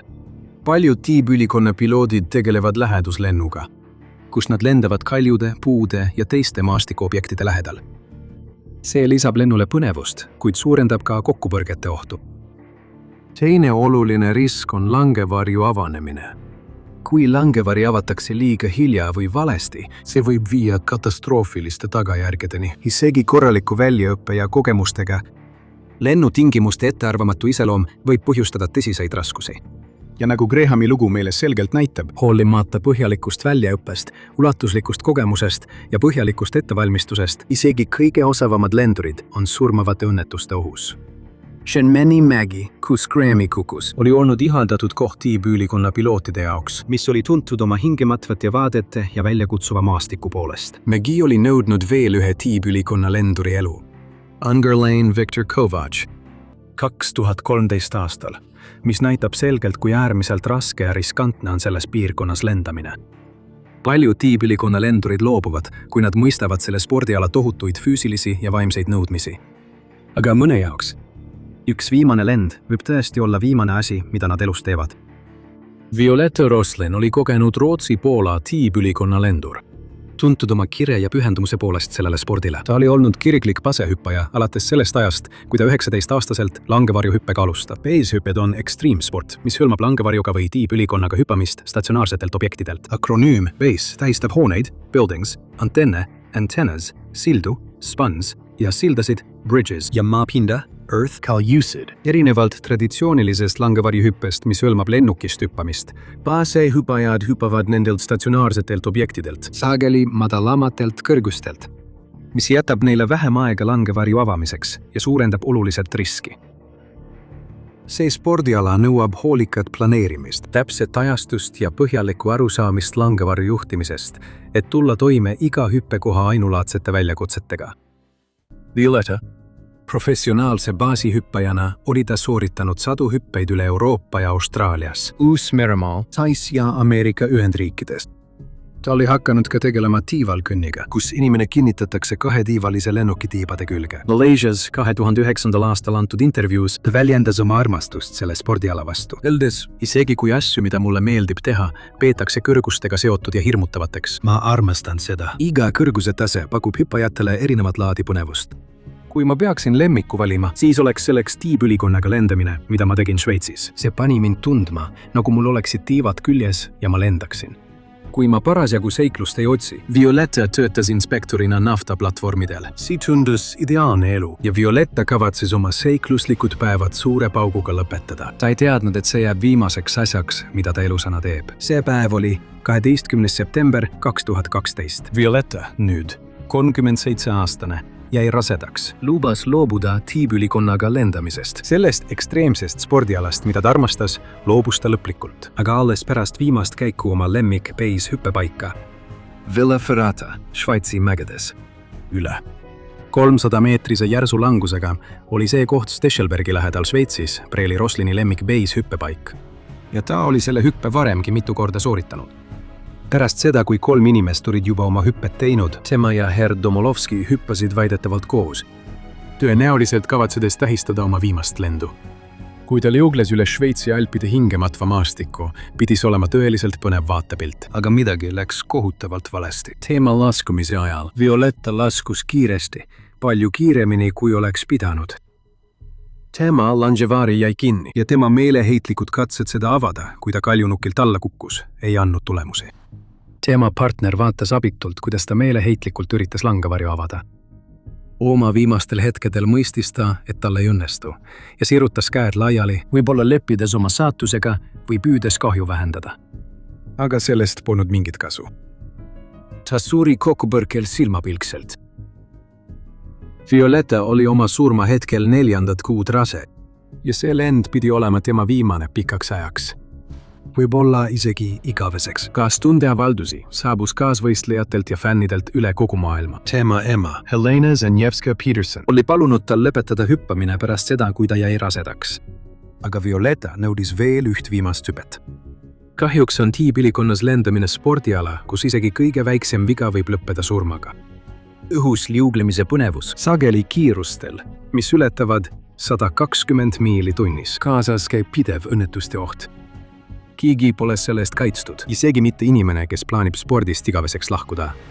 On 8. detsember 2012 ja 2 täppi langevad taevast, veerevad ja keerlevad läbi õhu. Ühe mehe pea ripub lõdvalt sinise kiivri sees, kui tema varulangevari avaneb. Teine mees kukub maapinnale ja karjub. Keegi lõi mind. On selge suvehommik. Autod sumisevad mööda Hume'i maanteed Pictoni lähedal. Nende kohal toimub täielik kaos, kui toimub surmaga lõppenud langevarjurite kokkupõrge õhus, mida arvatakse olevat esimene omataoline Austraalias. Jätab 2 meest hullumeelselt keerlema maa poole. Wiltoni kohal Sydney edelaosas oli tunnistajaks sellele süngele ja häirivale õnnetusele, mis tegi ajalugu. sellel saatuslikul päeval Peter Farley oli liitunud 17 langevarjurist koosneva grupiga, et veeta üks meeleolukas nädalavahetus tiivakostüümiga lendamisega. Nad tõusid õhku väikeses Cessna lennukis, tõustes 14 000 jala kõrgusele Wiltoni kohal. Grupp, kuhu kuulusid entusiastid Sydneyst, Melbourneist ja Brisbaneist, oli elevuses pulvil, kuid hüpe võttis peagi sünge pöörde. 17 langevarjuril olid seljas nõuetele vastavad langevarjud ning spetsiaalsed ülikonnad, millel oli lisakangas jalgade ja käte vahel, et aidata neil kukkudes edasi liikuda. Nagu inimsuhkruliugur. Hüpe algas tavapäraselt, kui langevarjurid väljusid lennukist kiiresti üksteise järel, nagu plaanitud. Peter ja teine tiibülikondlane Scott Hingardy olid viimased, kes hüppasid. Hingardy, kogenud langevarjur, kellel oli üle 800 hüppe, oli alles 6 aega tagasi hakanud tiibülikonnas hüppama. Kui nad taevas liuglesid, tabas neid katastroof, sõna otseses mõttes. 39 sekundit pärast hüpet tabas Scotti paremale küljele jõhker löök, mis pani ta pöörlema. Ma ei saanud hingata, ma ei näinud midagi. Ma kaotasin teadvust, ütleb ta. Kogu mu käsi muutus õlast kuni sõrmedeni surisevaks. Ma ei saanud oma paremat jalga liigutada. Arvasin, et mu selg on katki. Ta on sellest ajast saadik salvestist piisavalt tihti vaadanud, et teada, mis siis juhtus. Ma tegin ühe tünnipöörde. Ma vaatasin maad ja äkki vaatasin taevast ning siis jälle maad. Foto. Scott Hingardy. Facebooki lehelt näitab tema sinikaid pärast Peter Farleyga õhus toimunud kokkupõrget, nagu ta nüüd teab. Ma taastusin ja proovisin oma langevarju avada. Ja siis tegin 3 lamespinni vasakule. Ma ütlesin endale, Scott, kui sa kohe midagi ette ei võta, siis sa sured. Ma ei ole päris kindel, kuidas, aga ta suutis oma langevarju avada. Hetked hiljem libises Hingardy valuvaldes maandumissooni sisse, karjudes valust. Tema keha parem pool oli kaetud sügavate sinikatega. Aga Peter Farley, erinevalt Scottist, ei elanud piisavalt kaua, et oma pöörast ja metsikut lugu rääkida. Õhus toimunud kokkupõrge lõi ta täiesti teadvusetuks, mis tähendas, et ta ei saanud oma langevarju avamisnööri tõmmata. Ilma võimaluseta oma langevarju avada, kukkus ta kiiresti ja tugevalt. Ja kui Farley lõtv keha taevast alla langes, tema varulangevari avanes automaatselt. 750 jala kõrgusel. Aga sellest oli liiga vähe ja liiga hilja. Farley oli täielikult saatuse meelevallas. Ilma võimaluseta löögiks valmistuda, maandus Farley karmilt maapinnale, põrgates kokku kallurveokiga maanteest eemal asuval ehitusplatsil. Teised langevarjurid ja murelikud möödujad tormusid elustamist tegema. Aga Farleyl polnud pulssi ja tema kael oli murdunud. Kas Farley? Kael murdus õhus kokkupõrkes või maandumisel, selgitab kohtuarst. Tiibülikonna maailmarekordi omanik ja erakorralise meditsiiniarst Glenn Singelman ütleb, et kael on haavatav igas suure kiirusega kokkupõrkes. Nii et hoolimata nende pingutustest, Peter Farley kuulutati sündmuskohal surnuks. Nüüd on selle juhtumi kohta mitu hoiatavat märki. Esiteks. Uurimine näitas, et paljud hüppajatest, sealhulgas Peter Farley ise, ei omanud vajalikku Austraalia Langevarju Föderatsiooni luba APFI Starcresti kvalifikatsiooni suurte formatsioonihüpete jaoks. See kvalifikatsioon tagab, et osalejatel on vajalikud oskused ja kogemused, et turvaliselt sooritada hüppeid, milles osaleb rohkem kui 10 inimest. Nende kvalifikatsioonide puudumine osalejate seas oli tõsine ohutusprotokollide rikkumine. Teiseks, hüppekorraldus seati kahtluse alla. Nii suure formatsioonihüppe planeerimine ja teostamine, eriti kui osalejate kogemustase on erinev, nõuab üksikasjalikku tähelepanu detailidele ja ranget ohutusnõuete järgimist. Nende juhiste täitmise tagamata jätmine viis ohtliku olukorrani, mis lõppes lõpuks Farley surmaga. Kolmandaks, täheldati märkimisväärset järelevalve ja kontrolli puudumist. Kogenud instruktorid või hüppejuhid oleksid pidanud veenduma, et kõik osalejad vastavad enne hüpet nõutud ohutusstandarditele. Kvalifikatsioonide kontrolli puudumine ja võimaliku kogemuste erinevuse eiramine langevarjurite seas suurendas märkimisväärselt õnnetuse riski. Kõige märkimisväärsem on see, üks teistest tiibülikondlastest ütles hiljem politseile, et kuulis, kuidas Hingerti küsis oma tiibülikonna juhendajalt: "Mul on siiani ainult 3 tiibülikonna hüpet olnud. Kas on okei, kui ma sellel hüppel kaasa teen?" Küsimus, millele ta vastas: "Ära muretse, sõber. Sinuga saab kõik korda." Hoolimatusest hoolimata jõudis õnnetuse uurimine järeldusele, et see oli juhuslik ja välditav. Ühegi asjaosalise suhtes ei esitatud kriminaalsüüdistusi. Siiski, olulisi haldusmeetmeid võeti tuvastatud ohutuslünkade kõrvaldamiseks. Austraalia Langevarju Föderatsioon APF peatas mitme instruktorite ja hüppekorraldaja tegevuse, kelle puhul tuvastati hooletust osalejate ohutuse ja kvalifikatsioonide tagamisel. APF kehtestas ka rangemad koolitus- ja sertifitseerimisnõuded tiibülikonna instruktoritele ning suurte formatsioonihüpete osalejatele. See hõlmas kõigi sertifitseeritud instruktorite põhjalikku täiendkoolitust, et tagada tulevaste hüpete puhul kõrgem ohutuse ja vastutuse tase. Need on muidugi väga head määrused ja ohutusmeetmed, mis on mõeldud kõigi ekstreemspordialade osalejate heaolu kaitsmiseks. Aga Petri jaoks oli see liiga vähe ja liiga hilja. Nüüd olen kindel, et on üsna ahvatlev spekuleerida, kuidas asjad oleksid läinud, kui Peeter oleks olnud veidi kogenum. Aga kogemus ei kaitse ekstreemspordis alati ootamatu eest. Meie järgmine lugu räägib mehest, kes hoolimata oma akadeemilisest ja hobialasest asjatundlikkusest Langevarju hüpete ja tiibülikonnaga lendamise alal sattus ta ohtlikku olukorda, milleks ükski kogemus poleks suutnud teda ette valmistada. Jeffrey Robson oli andekas Lõuna-Aafrika tiibülikonna lendur, Šveitsi Föderaalse Tehnoloogia Instituudi doktorant. Jeffrey oli tuntud oma teed rajava töö poolest tiibülikonnaga lendamise matemaatilises modelleerimises. Jeffrey Robson sündis Belleville'is Kaplinnas 24. jaanuaril 1979. Oma varasema hariduse omandas ta Bergvlieti keskkoolis, pärast mida jätkas ta kõrgharidust Stellenbossi ülikoolis. Siin lõpetas ta mehaanikainseneri kraadi ja magistrikraadi rakendusmatemaatikas. Tema akadeemiline teekond ei lõppenud sellega. Ta jätkas oma õpinguid mainekast Zürichi Šveitsi Föderaalses Tehnoloogiainstituudis, kus ta alustas murrangulist doktoritööprojekti, uurides, kuidas tiibülikonna tiibprofiil töötab erinevatel liuglemiskiirustel. Pärast õpingute lõpetamist Jeffrey suundus lühikeseks ajaks Londoni finantssektorisse ja tegi statistilist analüüsi Tokyo pangale. Kuigi see eitas arveid maksta, Jeffrey tundis end lõksus, oma eluga rahulolematu. Nii suunas ta oma tähelepanu sellele, et ühendada oma akadeemilised teadmised kirega ekstreemspordi vastu.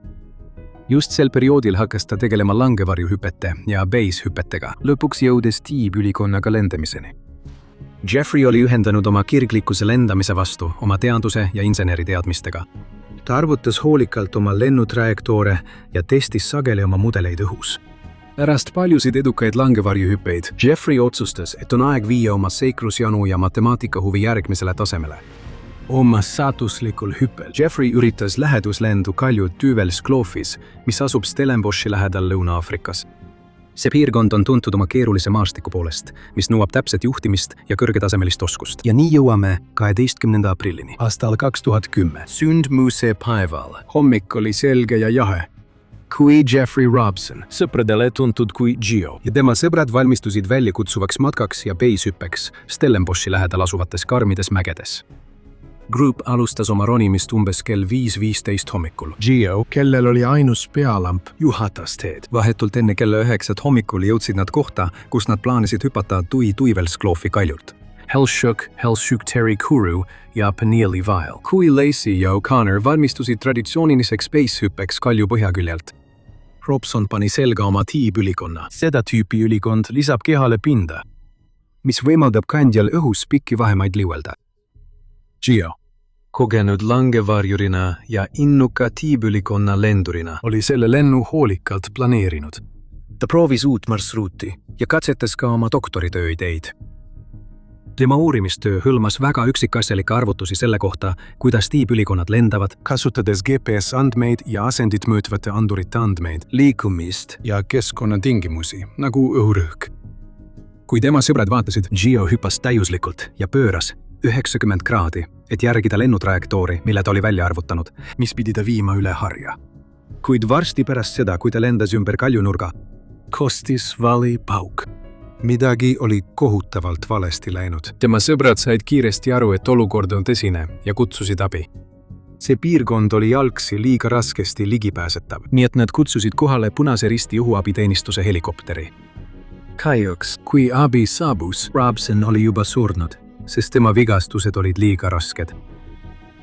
Hoolimata oma hoolikast ettevalmistusest, ootamatu tuuleilm muutis Jeffrey lennutrajektoori lennu ajal. Kuna ta ei suutnud oma trajektoori korrigeerida, põrkas ta mäeharja külje vastu, mis lõppes surmava kokkupõrkega. See juhtum näitas tiibülikonna lennu ettearvamatut iseloomu, kus isegi kõige väiksemad valearvestused võivad viia katastroofini. Jeffrey surmailis suur kaotus nii akadeemilisele kui ka tiibülikonna kogukonnale. Teda austati sügavalt tema teaduslike panuste ja seiklusimulise vaimu eest.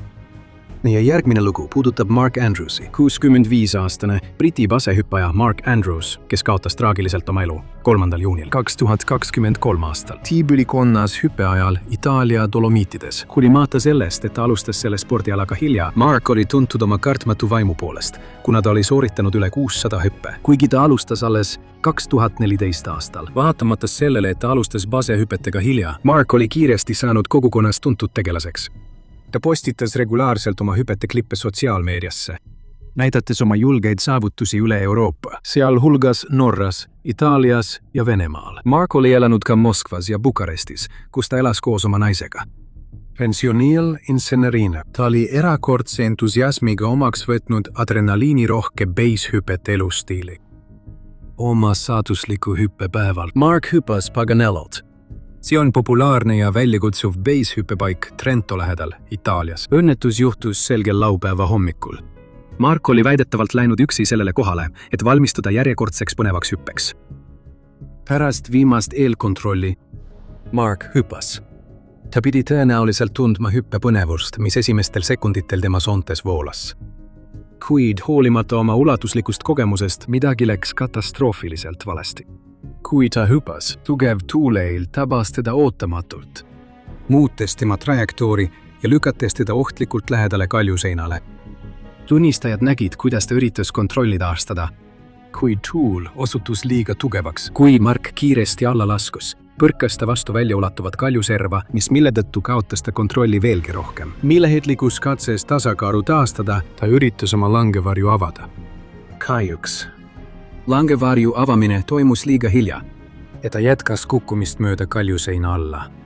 Kokkupõrge kaljuservaga oli juba põhjustanud tõsiseid vigastusi ja sellele järgnenud kukkumine tagas, et ellujäämisvõimalus oli minimaalne. Marki keha nähti kontrollimatult mööda kaljuseina alla kukkumas ja tema langevari avanes vaid osaliselt.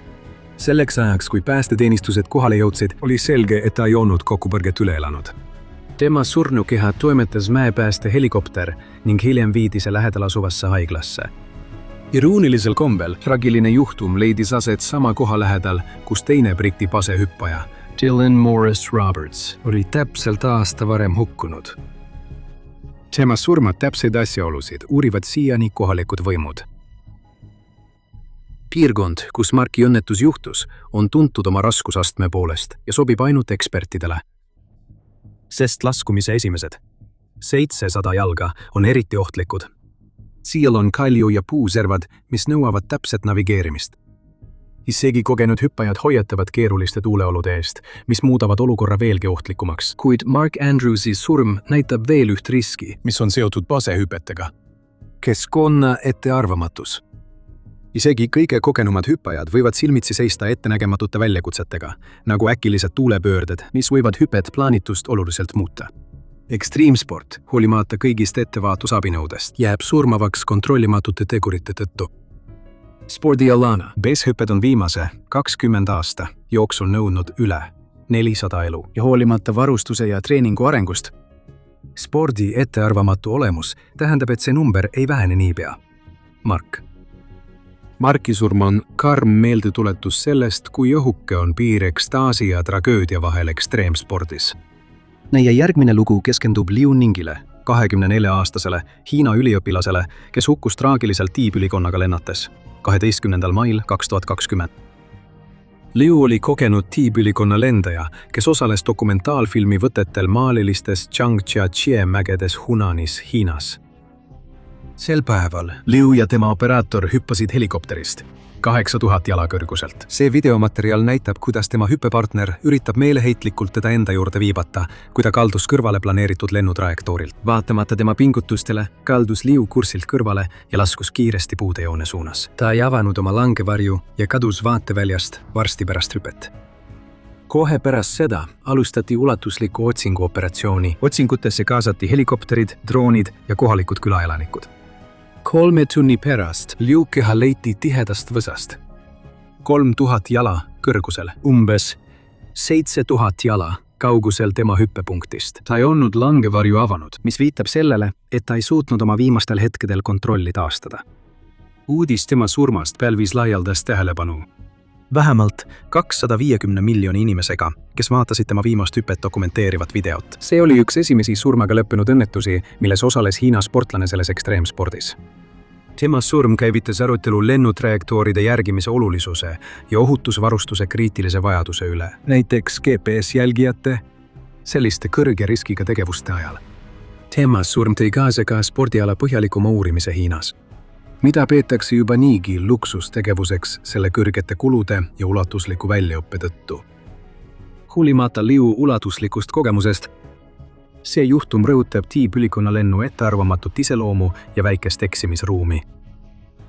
Tema surm oli kainestav meeldetuletus tiibülikonna lennu loomupärastest ohtudest, isegi neile, kellel on ulatuslik väljaõpe ja kogemused. Tiibülikonna lend on tegelikult turvalisem, kui see võib tunduda. Ei usu mind? Vaata lõpuni. 2017 aastal sooritasid Fred Fugen ja Vince Reffet hämmastava triki, kus nad hüppasid Šveitsi alpides asuvalt Jungfraumäelt ja lendasid liikuvasse Pilatus Porteri lennukisse.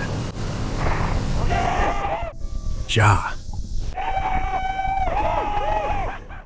Siis on veel Itaalia Tiibeti liikonna lennulegend Robert Mancino, kes lendas edukalt wingsuitiga 2 Panama linna büroohoone vahelt läbi 2015 aastal. Arva ära, kust ma need uskumatud lood leidsin? Täpselt nii. Ettevõtete veebilehtedelt, mis pakuvad tiibülikonna lennuelamusi.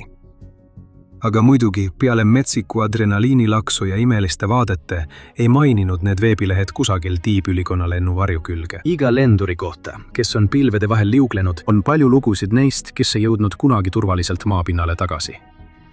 Sa unustad terminaalkiirusel läbi õhu sööstmise põnevuse, kui mõistad, kui kiiresti võivad asjad valesti minna. See video on pälvinud ülemaailmset tähelepanu, kuna see jäädvustas tõeliselt jaamatava hetke. 2016. aasta 29. septembril Eric Dos Santos, kogenud tiibülikonna lendur, alustas lendu, mis pidi olema tavaline lend läbi Prantsuse alpide. Video alguses, kui Erik valmistub õhkutõusuks, näib kõik olevat normaalne, kuigi see seiklus oli kõike muud kui tavaline. Kiivri kaamera salvestamas ütles ta enne õhkutõusu isegi muretult au revoir. Ta ei aimanudki, kui dramaatiliseks tema lend kohe muutub. Au revoir. Au revoir. Kui ta lendas üle lumiste mägede ja sakiliste kaljude, kaamera jäädvustas Ameerika mägesid meenutava laskumise lopsaka rohelise metsa poole. Stseeni ilu oli lummav. Eriku vari jälgis tema teed allpool. rahulik, vaikne pilt julgest tantsust inimese ja looduse vahel. Kuid vaid 51 sekundit lennu algusest lugu võttis südantseiskava pöörde. Erik kaotas kiiresti ja ootamatult kõrgust. Ühel hetkel oleks tavalisest lennust peaaegu saanud järele hüüe. See kaader otse Eriku vaatenurgast näitab teda liikumas vaevu üle puulatvade hämmastava üle 90 miili tunnis kiirusega. Kui Erik hakkab aeglustama, kaotades kiirust ja kõrgust, juhtub kõige hullem. Ta põrkab suurel kiirusel vastu puulatva. Tema kaamera jäädvustab hirmuäratava hetke vahetult enne kokkupõrget, enne kui pilt läheb mustaks. Kuidagi imekombel jäi Erik sellest kokkupõrkest ellu, aga tema keha sai sellest kõvasti kannatada. Kukkumine põhjustas talle vasaku abaluu murrud, vasaku õla ülaosas, vasakus ranglus ja 3 roiet tema vasakul küljel. Tal oli ka muljutud kael, rebenenud maks, vigastused ja mitu lõikehaava peas. Ta vajas isegi barokkambriraavi, et taastuda peavigastustest. Aga siiski, ta oli uskumatult õnnelik, et jäi ellu tiibülikonna õnnetusest täiskiirusel ilma langevarju avamata. Erik on alles teine inimene maailmas, kes on teadolevalt sellisest rängast õnnetusest ellu jäänud. Tiibülikonnaga lendamine, nagu Erik teeb, tähendab spetsiaalselt disainitud ülikonna kandmist, mille nailonist membraanid ulatuvad käte, jalgade ja keha vahele, luues aerodünaamilised pinnad, mis võimandavad lendajal õhus horisontaalselt liuelda, jäljendades lindude või nahkhiirte graatsilist lendu. Tiibülikonnas lendamine on eriti populaarne baasihüppajate seas, kes otsivad kõige puhtamat lennuvormi ilma lennukit vajamata. Selle asemel nad ronivad kõrgetele kohtadele nagu kaljud või kõrged platvormid ja hüppavad otse õhku. Kui nad on õhus, oma lennutrajektoori juhtimine nõuab täpseid liigutusi. Õrnad käte või jalgade liigutused võivad oluliselt muuta nende suunda ja stabiilsust. Oma lennu lõpus tiibülikonnas lendajad avavad väikese langevarju, et turvaliselt maapinnale jõuda. Kuigi see võib tunduda lihtne, tegelikkuses on tiibülikonna juhtimise tehnika väga keeruline ning nõuab palju oskusi ja harjutamist. Paljud hüppajad näevad selle juhtimise omandamisega vaeva, mis on ohutuks lendamiseks ülioluline. Isegi kogenud lendurid võivad selle spordiala ettearvamatu iseloomu tõttu silmitsi seista väljakutsetega, kus väikesed valearvestused võivad kaasa tuua tõsiseid tagajärgi. See ei tundu eriti raske, aga tegelikkuses paljud sukeldujad ja basehüppajad on kannatanud just seetõttu, et nad ei suutnud sellist juhtimist hallata. Aga muidugi ei lõpe kõik pilvedes lendamise lood imega, nagu Erik dos Santose puhul 2018. aastal. Amy Jean St. Hilaire Adam, 27-aastane eliithüppaja Kanadast, osales Wide Openi tiibülikonna sarjas. Võistlus toob kokku maailma kõige osavamad tiibülikonna piloodid, kes panevad selga kõrge jõudlusega tiibülikonnad, et taevas üksteisega võidu lennata. Sellel saatuslikul päeval Amy Jean võistles teise hüppajaga, kui nende vahel toimus õhus katastroofiline kokkupõrge. Üks võistluse korraldajatest meenutas: nad hüppasid välja ja tema ning teine hüppaja kaotasid teineteist silmist. Neil tekkis hetkeline ebastabiilsus ja nad põrkasid kokku. Kui nad oleksid teineteisest möödunud 1 jala kauguselt, nad oleksid teineteisest täiesti mööda läinud ja see poleks olnud üldse mingi vahejuhtum. See oli lihtsalt erinevate asjade kokkusattumus ja halb õnn, mis selle põhjustas. Kõik valed asjad juhtusid lihtsalt valel ajal ja vales kohas. Kokkupõrke tagajärjel teadvuse kaotanuna ta ei suutnud oma langevarju avamisnööri tõmmata. Ilma võimaluseta oma langevarju avada, ta kukkus rohkem kui 100 miili tunni kiirusega, kukkudes Riverside'i maakonnas ühe maja katusele. 70 miili Los Angelesest ida pool, Californias. Mõju oli laastav. Emma Jean, tuntud oma enam kui 1000 eduka hüppe poolest, austatud tegelane tiibülikonna maailmas, hästi tuntud oma julguse ja oskuste poolest, lahkus meie seast. Tema pea oli norus, käed rippusid, jalad rippusid. Tal oli seljas liugülikond, aga tema hädapääste varju või midagi sellist avanes viimasel hetkel, aga tema ise ei teinud selleks midagi. Kahjuks, kui hüppe ajal midagi valesti läheb, siis kogu see oskus, kogemus, varasemad rekordid, kõik see ei loe enam midagi. Põhioht tiibülikonnas lendamisel, kontrolli kaotamine, ei ole päris see, milleks saab treenida. Ja hüppajad, kes sellisesse olukorda satuvad, jäävad ellu vaid tuulte meelevalda usaldades. Oma ümbrus ja kõrgus, mille nad kontrolli kaotasid. Tiibilikonna lendurid saavutavad tippkõrgusel tavaliselt kiirusi üle 100 miili tunnis. Nendel kiirustel võib kokkupõrge mis tahes tahkeobjektiga, olgu selleks maa või mõni ehitis, on äärmiselt tõsine. Inimkeha ei ole loodud taluma kokkupõrkeid nii suurte kiirustega, ilma tõsiste vigastuste või surmaga lõppemiseta. Amy Genial, õhus toimunud kokkupõrge, mis ta teadvusetuks lõi, muutis ta lendavaks inimmeteooriks. Isegi kui ta oleks olnud ärkvel ja tähelepanelik, ellujäämisvõimalused sellise kiirusega kokkupõrkes olid juba niigi üliväikesed. Aga teadvuseta. Tal polnud mingit võimalust. Väga otseses mõttes see kokkupõrge määras tema saatuse. Ta oli läinud juba enne, kui ta maad puudutas. Jaa, just nii. Spordiala, mis elab adrenaliinist ja täpsusest, tuletas meile meelde, kui vähe jätab see ruumi eksimiseks. 27. juulil 2018 Sebas. Boulogne-sur-Mer, kohal Prantsusmaa, oli tunnistajaks traagilisele ja ebatavalisele õnnetusele, mis viis mitme kohtuasja ja tegeliku süüdimõistmiseni. Nicholas Galley, 40-aastane, oli kogenud tiibülikonna lendur, kelle kirg taevakõrguste seikluste vastu oli ekstreemspordi kogukonnas hästi tuntud. Sel tavalisel päeval Nicholas alustas järjekordset põnevat hüpet, 14 000 jala kõrguselt. Nicholas hüppas ühe mootoriga Pilatus-lennukist, mis on tiibülikondaste seas tavaline valik. Hüpe algas tavapäraselt, kui tema ja teine langevarjur liuglesid läbi õhu. Nende tiibülikonnad andsid neile vabadusel jõuelda nagu linnud. Taevas oli selge ja kõik tundus normaalne, kuid võid hetkega arenes välja kummaline ja katastroofiline sündmuste jada. Pilatusi piloot, sukeldumise hoogu sattununa, alustas kiiret laskumist, et teha ring peale ja tulla tagasi järgmise langevarjurite grupi juurde. Samalajal, Nicholas, keda ajendas adrenaliin, valis tee, mis saatuslikult ristub laskuva lennukiga. Lai taevas muutus äkitselt saatusliku vea toimumispaigaks. Lennuk, mille laiad tiivad lõikavad läbi õhu, oli seda teadmata kokkupõrkekursil Nicholasega. Kui Nicholas liugles allapoole, ei teadnud piloot, kui lähedal hüppaja oli, jätkas ta laskumist. Vaid 20 sekundit pärast sukeldumise algust juhtus mõeldamatu. Nicholas põrkas kokku lennukiga, millest ta just oli välja hüpanud. Kokkupõrge oli jõhker ja kohene.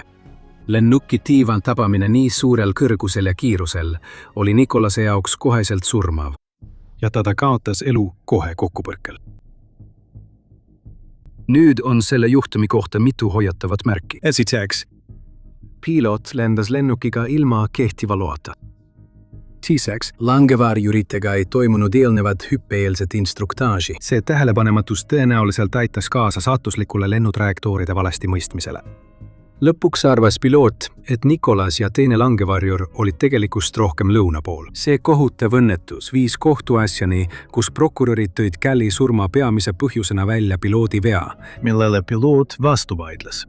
Ta kaitses oma tegevust, väites, et Galli oli kaldunud kõrvale eeldatavast lennutrajektoorist, marsruudilt, millel ta ei oleks tohtinud olla. Ma arvan, et minu lennutrajektoor oli mõistlik, ütles piloot kohtuprotsessi ajal, öeldes, et kuigi juhtum oli tragöödia, ei pidanud ta end süüdi olevaks. Kohus leidis aga vastupidist. Piloodi vea ja kehtetu litsentsi kombinatsioon oli liiga suur hooletus, et seda eirata, ja selle tulemusena määrati talle 12-kuuline tingimisi vanglakaristus surma põhjustamise eest. Ning tal keelati aasta jooksul lennata. Kõige hirmutavam on see, et Nicholas oli vaid 23 inimesest, kes hukkusid baasihüpetel 2018. aastal. Jah, sa kuulsid õigesti. 23 keskmiselt.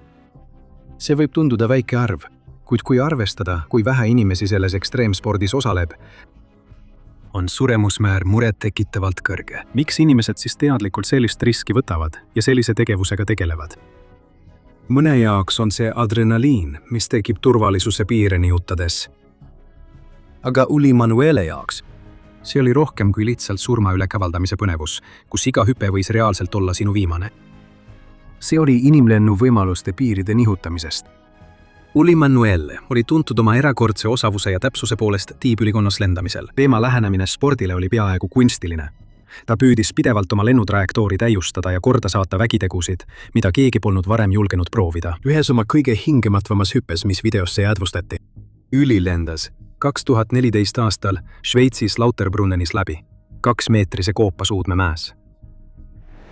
See saavutus nõudis mitte ainult tohutut julgust, vaid ka hoolikat planeerimist ja täpsust. Tema eksimisruum oli imeväike ja isegi kõige väiksem eksimus oleks tähendanud, et oleks jõhkralt vastu mõlemad koopaseina põrganud. See hüpe, nagu paljud tema teisedki, salvestati tema GoPro kaameraga ja seda on YouTube'is vaadatud üle 1 miljoni korra. Uli Manuel tõi ellu ka veel ühe oma sensatsioonilise unistuse. Lennata läbi tulerõnga. Mõnede sõprade abiga nad vedasid selle raske metallist seadeldise kõrgele Itaalia alpidesse. Väikese improviseerimisega toetusmeeskond sai kõik valmis just siis, kui tuul vaibus, võimaldades Ulil läbi leegitseva ringi liuelda. 2016 aasta augustis Uli Manuele oli Dolomiitides, Itaalias, valmis üheks oma kõige julgemaks tiibülikonna lennuks. Ta valis eriti keerulise marsruudi, mis hõlmas lendamist läbi kitsa kaljumoodustise. Tuntud oma erakordsete oskuste ja enesekindluse poolest ohtlikul maastikul navigeerimisel, Uli ei kõhelnud hetkekski. Ta hüppas oma stardikohast, liueldes täpsuse ja kontrolliga, nagu ta oli teinud juba üle 60 korra varemgi. Lend kulges veatult. See oli jäädvustatud tema GoPro kaameraga, kus Uli demonstreeris, miks teda peeti üheks maailma parimaks tiibülikonna lenduriks. Ta oli kohe lõpetamas järjekordset suurejoonelist hüpet, aga siis südant seisma paneval hetkel tegi ta valearvestuse. See väike otsustusviga põhjustas selle, et ta tuli kividele liiga lähedale. Ta keotas kontrolli ja enne kui ta jõudis langevarju avada, Uli põrkas suurel kiirusel vastu mäge. See oli laastav kokkupõrge ja kahjuks polnud tal võimalik ellu jääda. Nii et selgub, et isegi professionaalsed wingsuit lendurid pole õnnetuste eest kaitstud. Isegi kui nad on varem piire ületanud ja rekordeid purustanud. Ja tõestuseks on olemas lugu sellest, mis 2022 aastal Richard Boucheriga juhtus. Boucher oli professionaalne basehüpete instruktor, kellel oli üle 20 aasta langevarjuhüpete kogemust ja üle 14 aasta basehüpete kogemust. Alates Los Angelese orgudest kuni Hiina Zhangjiajie mägedeni ta oli hüpanud peaaegu igal pool. Ta oli isegi Apex Base nimelise base-hüppevarustuse ja koolitusega tegeleva ettevõtte kaasasutaja koos oma naisega. Ühel päikesepaistelisel päeval, 7. jaanuaril 2022, Boucher ja Symptoms läksid populaarsesse hüppekohta nimega Super Gorgeous Moabis, Utahs, mis on tuntud oma hingematvate vaadete poolest, Castle Valley'le ja Colorado jõele. See koht oli kogenud hüppajate seas populaarne oma keerulise maastiku ja vapustava looduse tõttu. Selle päeva plaan oli sooritada läheduslend. See on tehnika, mida kasutavad kogenud langevarjurid, kelle jaoks tavalised hüpped on liiga igavad. See tehnika hõlmab lendamist võimalikult lähedal ümbritsevale maastikule. Kui päike heitis orule pikki varje, Boucher pani varustuse selga ja hüppas kaljult alla oma iseloomuliku enesekindlusega, liuledes allpool oleva karmi maastiku poole. Siiski, kõik ei läinud plaanipäraselt. Mis täpselt juhtus Boucheriga tol päeval, pole siiani selge, kuna võimud pole avalikkusele üksikasju avaldanud. Kõik, mida me teame, on see, et satelliitside seade, mis tal kaasas oli, tuvastas mõni minut pärast tema hüpet kokkupõrke. Ja see käivitas hädaabi SOS-kõne võimudele. Boucheri kaaslane, kes jäi kalju tippu, aktiveeris samuti satelliitsõnumiseadme, et kutsuda hädaabi. Võimud reageerisid koheselt ja järgnenud otsingu- ja päästeoperatsioonis ta leiti hiljem järsul rusunõlval umbes 300 meetrit allpool tema hüppepunkti ja umbes 210 meetrit Colorado jõest kõrgemal. Mis juhtus selle kogenud hüppajaga tema viimastel hetkedel, on midagi, mida me ei saa kunagi teada. Me teame ainult seda, et Richard leiti pärast seda hüpet surnuna ja tõenäoliselt põrkas ta vastu kivi. Aga just siis, kui arvad, et see ei saa enam ohtlikumaks minna, on tiibülikonna lendamises üks osa, kus grupp lendab koos, mitte üksi. 23. aprillil 2014 aastal ekstreemspordimaailma tabas laastav tragöödia, milles olid osalised 3 selle ala kõige kogenumad tiibülikonna lendurit. Dan Vicker, Ludovic Worth ja Brian Drake. Seacomic, tuntud oma oskuste poolest, oli alustanud keerulist läheduslendu helikopterist maalilises Luchentali orus Šveitsis. Nende plaan oli sooritada järsk lennutrajektoor otse harja kohal. See on manööver, mis nõuab veatud sooritust, kuna maapinnale ollakse väga lähedal. Kahjuks toimus kriitiline valearvestus.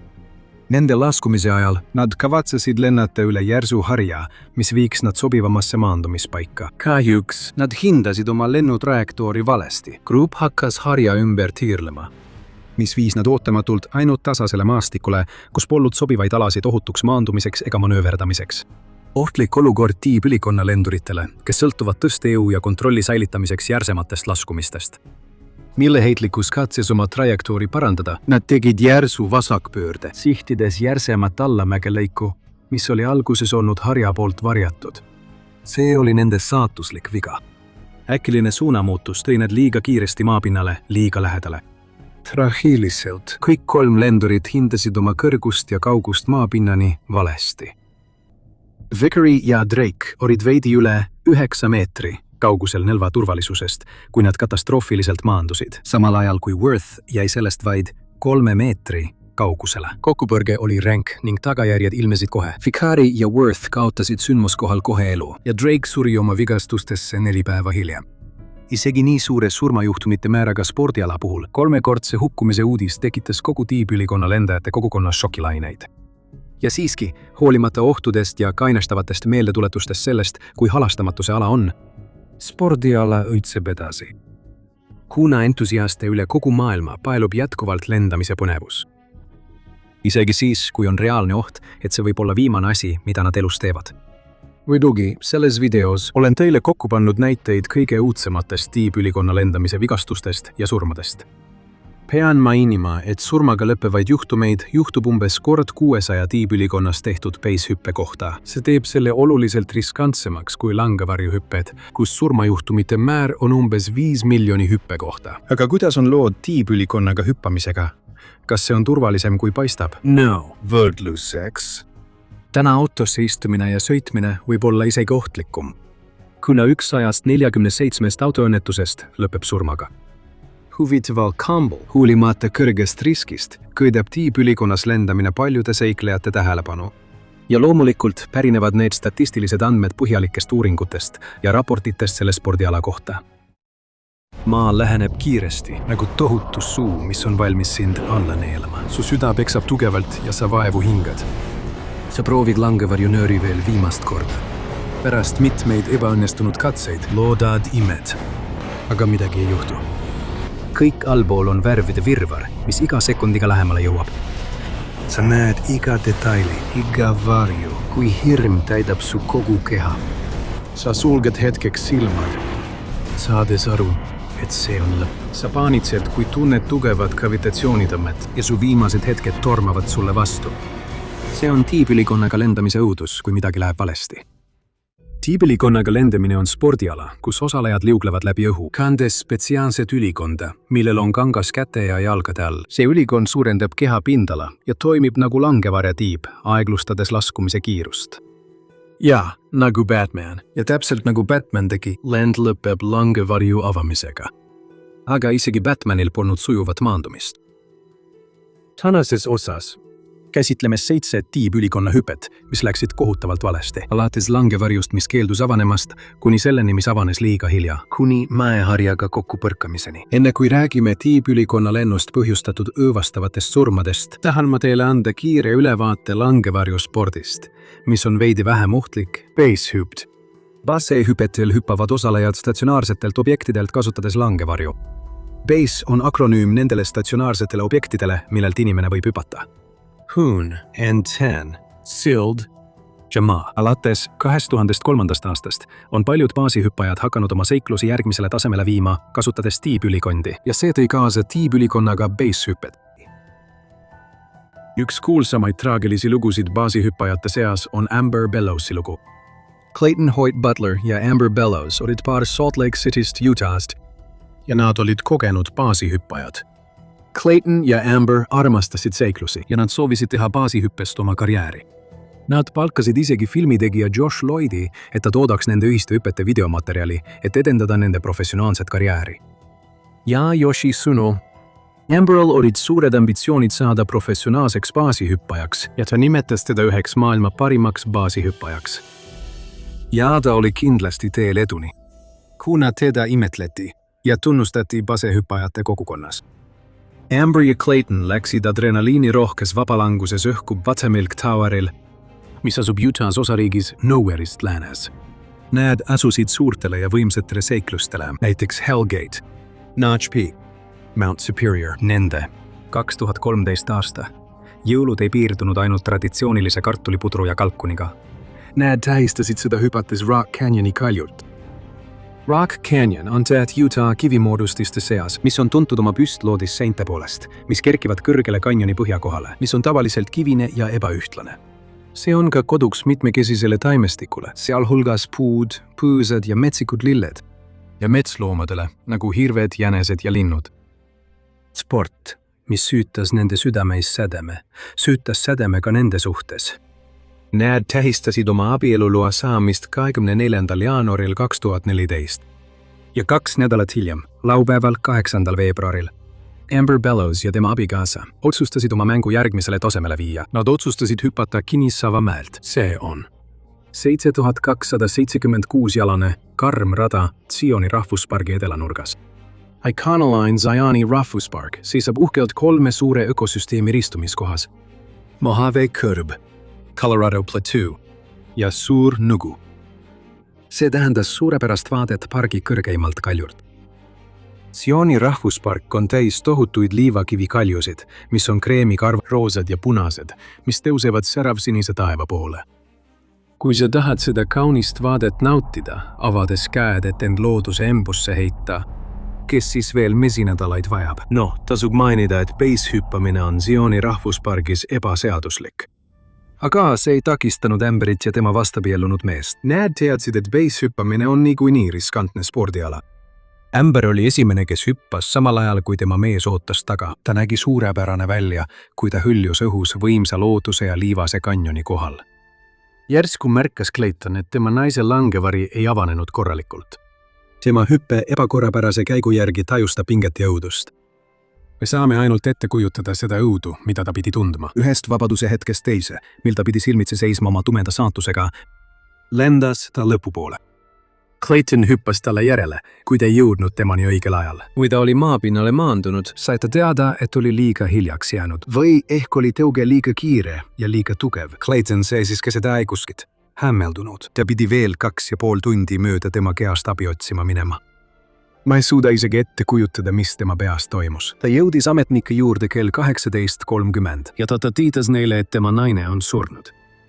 Ametnike sõnul oli missiooniks päästmise asemel hoopis surnukeha leidmine ja Amberi keha asukoht oli teadmata, üsna eraldatud kohas, kus oli keeruline maastik. Nad otsustasid oodata järgmise hommikuni, et vähendada riski.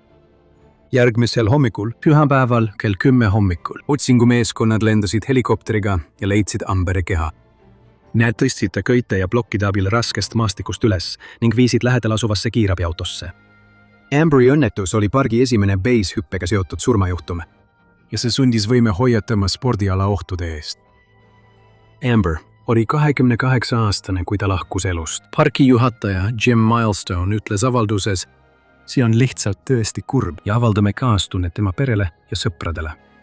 Beishüppamine on nii ohtlikud, isegi neile, kes on kogenud, nagu Amber Bellows. See on üks põhjusi, miks see pole pargis lubatud. Tema videograaf Josh Lloyd ütles, ma esindan igasuguseid sportlasi ja ma pole kunagi varem nii kohutava olukorraga kokku puutunud. Amber on ilmselt üks siiramaid inimesi, keda ma kunagi tundnud olen. Ta on lihtsalt nii rõõmsameelne ja tema naer on nii nakkav. Selliseid inimesi ei kohta iga päev. Tagasi vaadates Amberi traagilisele õnnetusele. Esimene tiibülikond sündis 1930 aastal. Sellest ajast alates on ilmunud mitu tosinat erinevat mudelit, ümber kujundatud ja arendatud. Ja nagu igas spordis, korraldatakse ka siin meistrivõistlusi ja liigasid, et tunnustada silmapaistvaid sportlasi. Millest üks on World Wingsuit League, WWL, kus wingsuit-lendurid üle kogu maailma võistlevad, et saada medaleid, karikaid ja rahalist tasu. Üks neist lenduritest oli Viktor Kovats.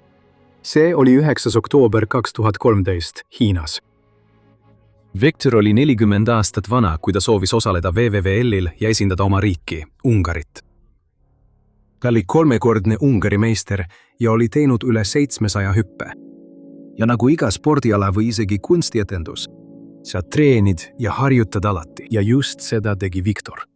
Ta hüppas kell 14.51 kohaliku aja järgi. Kujuta ette, et oled hetkeks Viktor. Sul on tiivad ja sa seisad kõrgel mäekaljul Hiinas, vaadates taeva värvitoone, mille võimas päike on maalinud. Sinu süda põksub nagu trumm. Allpool sinu jalge ees laotub org nagu roheline vaip. Väikeste täpikestena paistvate külade ja looklevate jõgedega. Adrenalin tõuseb su kehas kiiresti. Sa hingad sügavalt sisse, sirutad oma tiivad laiali ja hüppad. See tunne on põnev. Sa hõljud sujuvas vabas langemises, samal ajal kui lased tuulelend kanda, kuhu see tahab, ning sööstad halastamatu jõuga maa poole. Sa keerutad ja pöörled ning tantsid graatsiliselt koos tuulega, tundes end vabana ja võitmatuna. Oled maandumispunktile lähedal ja tõmbad käepidet, et langevari avada. Aga midagi ei juhtu. Su kõri on hirmust kinni ja süda peksab rinnus. Sa tõmbad langevarju avamiskäepidet ikka ja jälle nii kõvasti, kui suudad. Panika haarab kogu su keha ja sa tardud, kui maa sinu poole läheneb. Just nii juhtus Viktoriga. Inimesed väljal vaatasid, kuidas Viktor üritas oma langevarju avada, kuid see ei avanenudki. Tunnistajad said vaid abitult seista ja kaotasid Kovatši silmist, kui tema langevari ei avanenud. Peaaegu 200 tuletõrjujat ja politseinikku osalesid otsinguoperatsioonis, mida raskendas keeruline maastik Xinhua uudisteagentuuri andmetel. Järgmisel päeval päästjad leidsid Viktor Kovatši purustatud koljuga Tianshani mäe rahvusliku metsapargi. 328-jalase kalju, jalamil Zhangjiaqies. Red Bull World Wingsuit League avaldas avalduse, milles öeldi, meid kurvastab sügavalt Viktor Kovatši lahkumine ning meie mõtted ja palved on nende raskete aegade jooksul tema vanemate ja sõpradega. Teda jäädakse alati mäletama tema sügava elukire ja seiklusimu poolest. Ja tiibilikonna lendajate kogukonnas tuntakse temast alati suurt puudust. Kahjuks on nad siin seda tegemas, sest see on see, mida nad armastavad teha ja nad on selle vastu kirglikud ning just seda olekski Viktor tahtnud. Organisatsioon tõi välja, et see spordiala on väga riskantne, öeldes, viimased 3 aastat oleme tihedalt koostööd teinud sportlastega ohutuse küsimustes, tutjatega ja teiste ekspertidega. Siiski, kui maailma parimad võistlevad kõrgeimal tasemel ükskõik millises spordialas, riskid jäävad alles. Ta ei teadnud, et asi pole ainult kõrgeimal tasemel võistlemises. Mõnikord võib ka meelelahutusnumbri esitamine televisioonis olla ohtlik. Kas sa mäletad 2012 aasta suveolümpiamängude avatseremooniat, kui James Bond hüppas koos kuningannaga helikopterist alla? No, tegelikult ei hüpanud kuninganna ega ka Daniel Craig. Nende kaskadöörid tegid seda. Ja ma tahan eriti rääkida Daniel Craigi kaskadöörist, Mark Sutton. Mark Sutton sündis Ühendkuningriigis 13. aprillil 1971. Ta oli Jersey saare endise aseguberneri poeg. Ta õppis Sandhursti kuninglikus sõjaväe akadeemias, kus ta võitis aumõga ja 1991. aasta detsembris ta sai ohvitseriks 6. kuninganna Elizabethi Gurkha rügemendis. Ta teenis julgelt armee ohvitserina kuni 1995. aastani. Ma eeldan, et sellepärast tekkis tal armastus trikkide tegemise vastu. Mida sina arvad? 2012. aasta suveolümpiamängude avatseremoonia ühe lõigu ajal Mark Sutton oli James Bondi kaskadöör helikopteril. Koos oma sõbra Gary Connoriga, kes oli selle lõigu jaoks kuninganna kaskadöör. Nad hüppasid langevarjuga helikopterist olümpiastaadioni kohal. See lõik oli ja jääb üheks kõigi aegade eepilisemaks olümpiatseremooniaks. Tema nimi sai kaskadööride kogukonnas väga tuntuks. 2013. aasta augustis Epic TV kutsus Mark Suttoni ja veel 20 tipptiibülikonna lendurit 3-päevasele üritusele Chamonix'e Prantsusmaal, mida tuntakse nime all Helibase 74. Kui oled ekstreemspordi entusiast nagu mina, siis oled ilmselt selle Epic TV-ga väga tuttav, sest see keskendub ekstreemspordile. Vastutasuks oma lendude videomaterjali eest. Veebisait pakkus majutust ja helikopteri kasutamise võimalust. See näitab tõesti, kui paljud tiibülikonna lendurid on lihtsalt puhtad entusiastid, kes ei oota peaaegu midagi vastu, kui arvestada, et nad sõna otseses mõttes riskivad oma eluga. 14.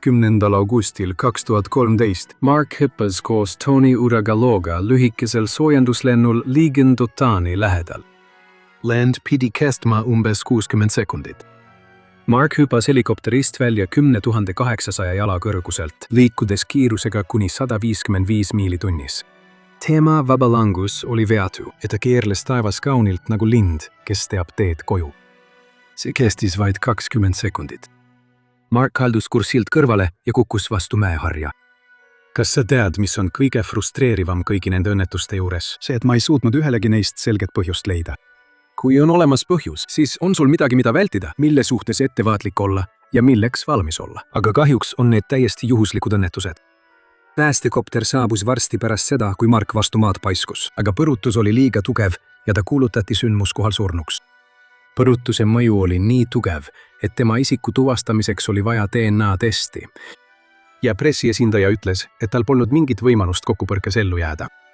Kuigi Mark oli lennu ajal maandumiseks varustatud langevarjuga, see jäi kasutamata. Epic TV pressiesindaja pidas Marki surma õnnetusjuhtumiks. Märgiti, et enne seda toimusid 2 edukat lendu koos teiste tiibülikonna lenduritega. Sama juhtus ka aastal 2013 World Wingsuit liigi võistlusel. Kuigi me kaotasime Victoria, 13 lendajat lõpetasid sel päeval edukalt oma proovihüpped.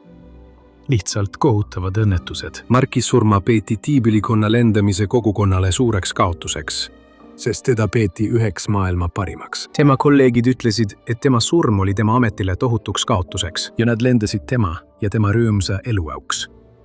Marki huvi põnevate trikkide vastu võis areneda tema ajateenistuse ajal, aga koos Mario Richardiga märgid ilmusid palju varem. Mario Richard sündis 1966 aastal Kanadas ja tema huvi huppamise vastu algas lapsepõlves, kui ta oli lummatud langevarjudest ja plastmassist sõduritest. Kui ta oli 22-aastane, sooritas ta oma esimese langevarjuhüppe Quebeci linna lähedal. Ja võib öelda, et ta oli sellest täielikult haaratud. Langevarjurist täiskohaga instruktoriks saanud, ütles ta. Ma tegin kõike, mis võimaldas mul hüpata. Aastal 1991 Richard sooritas oma esimese basehüppe Lääne-Virginias 875 jalgselt New River Gorge'i sillalt. Ta oli selles loomulikult andekas. Varsti pärast seda ta hakkas koguma base-varustust, õppis, kuidas õmmelda ja ehitada süsteeme ning varustust baasihüpete jaoks ja hakkas hüppama kõigilt piisavalt kõrgetelt objektidelt oma kodulinna ümbruses. Ta jälgis seda spordiala igale poole, kus see populaarsust kogus. Ta koolis isegi Floridasse, kus ta hakkas töötama Vertigo Base Outfittersis. Hiljem, aastal 2000, Richard koolis koos ettevõttega Moabi, Utah'sse. Moab oli selle spordiala jaoks ideaalne mängumaa ja tol ajal oli avastatud vaid mõned hüppepaigad. Ta kirjutas oma veebilehel, kogu see koht oli meie avastada. Ta kogus seiklusi, justkui koguks rannalt liivaterasid. Richardi eluloo kirjelduses oli üle 7000 langevarjuhüppe ja 2000 basehüppet. Nii et kui ma ütlen, et tal oli kinnisidee, ma ei liialda. Richard armus teese seklus huvilisse. Steph Davis. Ta on Ameerika kaljuroonia, basehüppaja, tiibülikonna lender ja üks maailma juhtivaid mägironijaid. Steph ja Richard abiellusid 2011. aasta lõpus ja pidasid koos äri ja nad panid sellele nimeks Moab Base Adventures. Nende ettevõte pakkus hüppeid ja koolitusi nii uutele kui ka kogenud hüppajatele. Basehüpte ja kaljuronimine. Nad elasid oma unistust, viies oma hüppeseiklused ka Euroopasse. 2013. aasta augusti alguses Richard ja Davis saabusid Trentino maakonda Itaalias. Need tegid arvukalt hüppeid, sealhulgas Trieste tornist ja Monte Agnerilt. 18. augustil nad sõitsid köisraudteega Sass-Bordeaux'i tippu, et teha tiibülikonna lend Sass-Bordeaux'i mäelt. Davis hüppas edukalt ja Richard järgnes talle, olles teinud tuhandeid hüppeid. Ta põrkas vastu kaljut Piccolo Bordeaux'i tornide lähedal. Kui lennu ajal midagi valesti läks, ei suutnud ükski neist tuhandetest lendudest teda päästa. Richardi surm oli Davisile laastav ja ta mõtles kõigele käega lüüa. Olles varem depressiooniga võidelnud, Davis kirjeldab leinaperioodi, kus ta mõtles elust lahkumist ja oma abikaasale järgnemist. Tal kulus kuid, rääkides sõpradega, kes olid kaotanud oma kaaslase, et aru saada, kas ta võiks kunagi jälle õnnelik olla. 4,5 kuud hiljem, uusaasta õhtul, ta naasis tiibülikonna lendamise juurde Richardi mälestuseks. Ta hüppas langevarjus näpuotsa täied Richardi tuhka ja see tuletas talle meelde, miks ta üldse lendama hakkas. Ta kirjutas oma raamatus, basehüpt ei ole ohutud, maanteeratasõit ei ole ohutu, autoga sõitmine ei ole ohutu, elamine ei ole ohutu. Ja et kui mingi tegevuse väärtuse või kasu tajumine põhineb sellele, kas seda saab muuta täiesti ohutuks, siis on see justkui kaotatud lahing, sest me kõik sureme niikuinii. See on ilmselt see põhimõte, millest kõik ekstreemsportlased lähtuvad. Sealhulgas ka järgmine meie tänases nimekirjas, Alvaro Bulto. Võite teda tunda Hispaania saate Así se hace telesaatejuhina Discovery Maxi kanalil või 2007 aasta kuulsuste tantsusaates Mira Quien Baila, aga ta oli palju enamat kui see. 13 aastat lavastas ja juhtis ta saadet Frontera Limite, Piiri de Pier, saade seiklusspordialadest. Alvaro Bulto on teerajaja ekstreemspordi maailmas. Ta pühendas oma elu tugevate emotsioonide kogemisele läbi seikluste, nagu vabalangus, langevarjuhüped, rallisõit, ujumine vaagete haidega ja motocross. Alvaro Bulto oli üks esimestest hispaanlastest, kes lendas koos oma kaaslastega taas üle Antarktika. Santi Corella ja Tony Lopez aastal 2007. Nad kasutasid spetsiaalseid ülikondi, et võidelda 60 – vastu, millega nad silmitsi seisid. Ja nad panid selle nii lihtsana paistma, et nad ei paistnudki enam inimlikud. Nad nägid välja nagu võitmatud superkangelased. See oli lihtsalt see, mida ta kogu oma elu teadis. Alvaro sündis 11. juunil 1962 Barcelonas, Hispaanias. Tema isa, Paco Bulto, oli Montesa mootorrattatehase asutaja. Nii et, kas sa oleksid üllatunud, kui ma ütleksin sulle, et ta hakkas Barcelonas mootorrattaga sõitma juba 11-aastaselt? Ta elas seikluste nimel. 2013 aastal varis Alvaro tiibülikonnas pasehüppeks Šveitsi alpides asuva Lauterbrunneni. Kaunil kõrgel kaljul sirutas ta oma tiivad, hüppas adrenaliinilaksu ajal ja lüugles suurel kiirusel. Milline vaade ja milline vabadus. Hõljuda maalilise Lauterbrunneni külakohal, hämades pilguga vapustavaid jugasid ja majesteetlikku maastikku. Kogenud tiibülikonnaga beishüppajana ta teadis, millal langevari avada. Ja ta tegigi seda, kuid siiski langevari kaitus oma tatsi. See lihtsalt ei avanenud enne, kui oli juba liiga hilja. See põhjustas tugeva kokkupõrke kõva maapinnaga. Alvaro elas seikluste nimel ja suri nende nimel 51-aastaselt. Ta ütles enne oma surma antud intervjuudes, et elas läbi kogemusi, mis andsid talle positiivsust ja mõjusid tema vaimule hästi. 2013 aastal krooniti Jonathan Flores World Wingsuit liigi meistriks Tianmeni mäel Zhangjiajis, Hiinas. Ta tähistas seda öeldes: "Minu spordialal ei ole olümpiamedaleid, aga ma tunnen, et võitsin selle kulla enda ja oma riigi Kolumbia jaoks." Latina Americas Jonathani tundi kui El Hombre Pajarot, Lenu Mejina. Aasta varem, 2012. Aasta aprillis ta purustas ühe hüppega 3 maailmarekordit. Tema hüpe toimus lennukilt rekordkõrguselt, mis oli 37 265 jalga ning temperatuur oli –49 kraadi Fahrenheiti järgi. Pikima vähemaaga tiibülikonnalend 85 301,8 jalga ja kõige pikem tiibülikonnas lend kestis 9 minutit ja 6 sekundit. Kõik samaaegselt. Et purustada maailmarekord ükskõik milles, pead olema harjutanud rohkem kui keskmine inimene. Kas oskad arvata, mitu langevarjuhüpet ja pasehüpet Jonathan on sooritanud? Peata video ja kirjuta oma vastus kommentaaridesse. Ta on sooritanud üle 4000 langevarjuhüppe ja pasehüppe. Ta jätkas hüppamist ja treenimist, sest talle meeldis vabaduse tunne, mida hüppamine talle pakkus, ning kogeda maailma selle kõrgemast punktist kuni maapinnani. 2015 aasta juulis Jonathan otsustas treenida eelseisvaks meistrivõistluseks Hiinas. Jonathan ja 12 sportlast otsustasid treenida kaunis Engelbergi mäel, Šveitsis titliselt hüpates. Laskemine Engelbergi poole pakub ainulaadset vaadet liustikele, taevasse kõrguvatele tippudele ja lopsakatele orgudele. 3. juulil 2015 Jonathan pani selga prototüüpi võistluskostüümi ja sama tegid ka tema sõbrad. Nad seisid Engelbergi mäel ja ergutasid end selleks 3 tehtavaks lennuks, mis pidi kestma 8–10 sekundit. Tema 2 sõpra hüppasid esimesena ja Jonathan järgnes neile. Nad maandusid turvaliselt, tähistasid ja ootasid Jonathani. Aga tema ei maandunudki. Jonathan oli tuntud oma suure naeratuse ja optimistliku suhtumise poolest. Oot ei olnud kunagi tema olemusega seotud. Vahetult enne seda hüpet Jonathan ütles ühes intervjuus: "Enne hüpet olen ma muidugi närvis. Aga hetkel, kui ma hüppan, on mul näol kõige suurem naeratus. Neil olid suured lootused ja nad ootasid veel paar sekundit, kuid sellises spordis iga lisasekund tähendab äärmist ohtu. Nad planeerisid hüppe sihtkoha alguspunktist väljumispunktini. Tii oli selge ja tal polnud võimalik olla mujal kui väljumispunkti all. Nad leidsid ta üles kuid siis oli juba liiga hilja. Tema keha leiti väljumispunkti alt ja arvatakse, et ta võis sattuda turbulentsi või ülikond segas tema väljahüpet. Jonathani puhul saame ainult oletada, sest tunnistajaid polnud.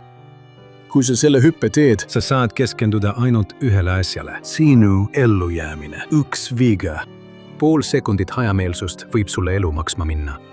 Ja kui me oleme tema spordiala kohta midagi õppinud, siis on see, et risk on alati olemas, isegi kui oled 100% keskendunud. Sportlased saavad teha ainult seda, mida nad peavad tegema. Ülejäänu on saatus. Näiteks on olemas spordiala nimega vaba baasimine. Vaba baasimine on segu vabasool oronimisest, mis tähendab ronimist ilma kõite abita, aga ronija seljale kinnitatud base-langevarjuga. Nii et kui peaks kukkuma, ronija saab kukkumise korral teha base-hüppe ja ellu jääda. Aga pärast kõiki neid nimesid, mida ma seni olen maininud, te juba teate, et ellujäämine ei ole alati garanteeritud. Tegelikult on see üsna haruldane. Selle spordiala looja on tegelikult tänase nimekirja viimane. Ma räägin Dean Potterist, legendaarsest vabasool oronijast ja kiirronijast ja base-hüppajast. Kujuta ette, et oled ühe spordiala looja. Mis sa arvad, millised oskused peavad sellisel inimesel olema? Milline mõtteviis võiks panna inimese välja mõtlema sellise ekstreemspordiala? Dean sündis 1972 ja ta õppis ise ronima, kui ta oli 10. klassis Lõuna New Hampshire'is. Nagu paljud legendid enne teda, hiljem jättis ta ülikooli pooleli ja pühendus ronimisele 6. augustil 2008. aastal. Ta lõpetas esimese vaba base-tõusu Deep Blue Seal Aigeri põhjaküljel. See on väljakutsuv ronimismarsruut Šveitsi alpides. See on tuntud oma järsu tehnilise maastiku ja vapustavate vaadete poolest. Nimi Deep Blue Sea rõhutab Aigeri põhjanõlva sügavat tumesenist värvi. Seda kattev liustik andis sellele nimeks Jäämeri. Kujuta ette, et ronid sellisele mäele ja püüad oma elevust tagasi hoida, mida kõrgemale jõuad, ning vastupanu osutada sellele hüpnotiseerivale seisundile, mille võib sinus esile kutsuda sind ümbritsev loodus. Kujuta ette, et lased end vabaks õhus, ninas lumelõhn ja kõrvus kaugel liustiku müra. See pole ainus erakordne asi, mida Dean tegi.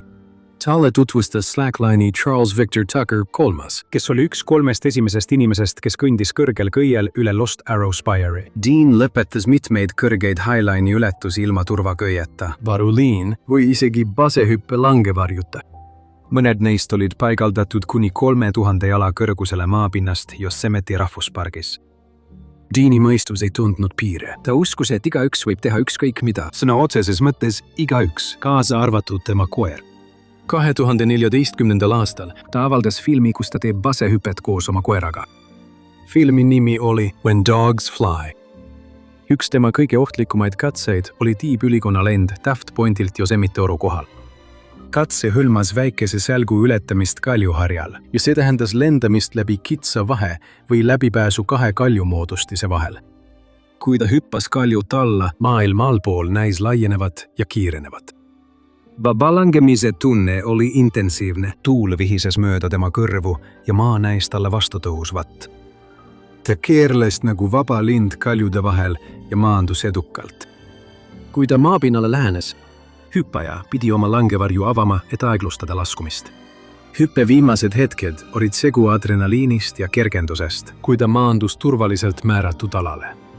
Minu küsimus on, kui sina oleksid tema asemel, ja see ilus põnev katse lõppeks turvaliselt. Kas sa teeksid seda uuesti? 2015. aasta 16. mail Dean ja tema sõber Graham Hunt, kes olid samuti seda hüpet varem teinud, otsustasid seda veel kord proovida. See polnud mitte ainult ohtlik, vaid ka ebaseaduslik. See tähendas, et kogu hüpe tuli teha salaja. Alates ettevalmistustest kuni isegi hüppeks valitud kellaajani. Deani tüdruksõber Jen Rapp ja nende koer liitusid nendega ning jäid stardipaika vaatlejaks. Potter kinnitas oma iPhone'i kukla taha ja vajutas salvestamisele enne hüpet, et jäädvustada Grahamit enda tagaja kohal. Potteri iPhone'i videosalvestuselt on kuulda, kuidas ta ütleb. Valmis? Ja ta hüppas, et teha nii, nagu oli plaanitud. Potter kavatses lennata läbi sälgu või minna ümber harja, kui tal ei olnud piisavalt kõrgust. Tal olid plaanid A ja B. Rapp tegi fotosid Potterist, kui ta hüppas, talle järgnes tihedalt Hunt ja vaatas, kuidas need tema vaateväljast kadusid. Mõni sekund pärast lennu algust Rapp kuulis matsatust ja sekund hiljem kuulis ta oigamist. ta hüüdis nende suunas, lootes, et need hääled pärinesid langevarjude avanemisest, mitte kehade kokkupõrkest. Ta kontrollis oma telefoni, et näha, kas Potterilt oli tulnud tavapärane sõnum sõnaga Chorus, et kinnitada talle, et ta oli taas kord kõigi ootuste kiuste pääsenud. Aga seekord polnud seda sõnumit õõvastaval kombel kusagil. Ta jooksis ringi neid otsides, kuid turutult. Ta naasis Danny Koju, mis oli väga lähedal, ja leidis Grahami tüdruksõbra, kes tajus ohtu. Need 2 tüdruksõpra läksid Mike Thierry elukohta, Yosemite staabiülem ja Potteri sõber. Rappi fotod näitasid, kuidas Graham lendas vasakule, siis paremale, siis vasakule ja lõpuks tugeva pöörde paremale. Mike saatis meeskonna neid 2 meest kogu öö otsima, aga neist polnud jälgegi. Järgmisel hommikul leidis kopterimeeskond südantlõhestava vaatepildi nende kehad. Pärast seda, kui Potteri iPhone parandati, video näitas teda jala või 2 kõrgusel maapinnast vahetult enne, kui video lõppes. Uurijad märkisid, et Graham Hunt võisid tema tähelepanu hajutada telefonikõned ja tekstisõnumid, mida ta üritas vahetult enne hüppamist teha ja saata. Ja et Potter võis näha, kuidas tema partner vastu maad paiskus, mis peale ta võpatas või hindas ta lihtsalt oma kõrgust valesti. Potteri ja Grahami surmad tõid 2015 aastal USA rahvusparkides spacehüpetel hukkunute koguarvu 5-ni. Graham Hunt oli töötanud tuletõrjuja ja puusebana muude lühiajaliste tööde hulgas.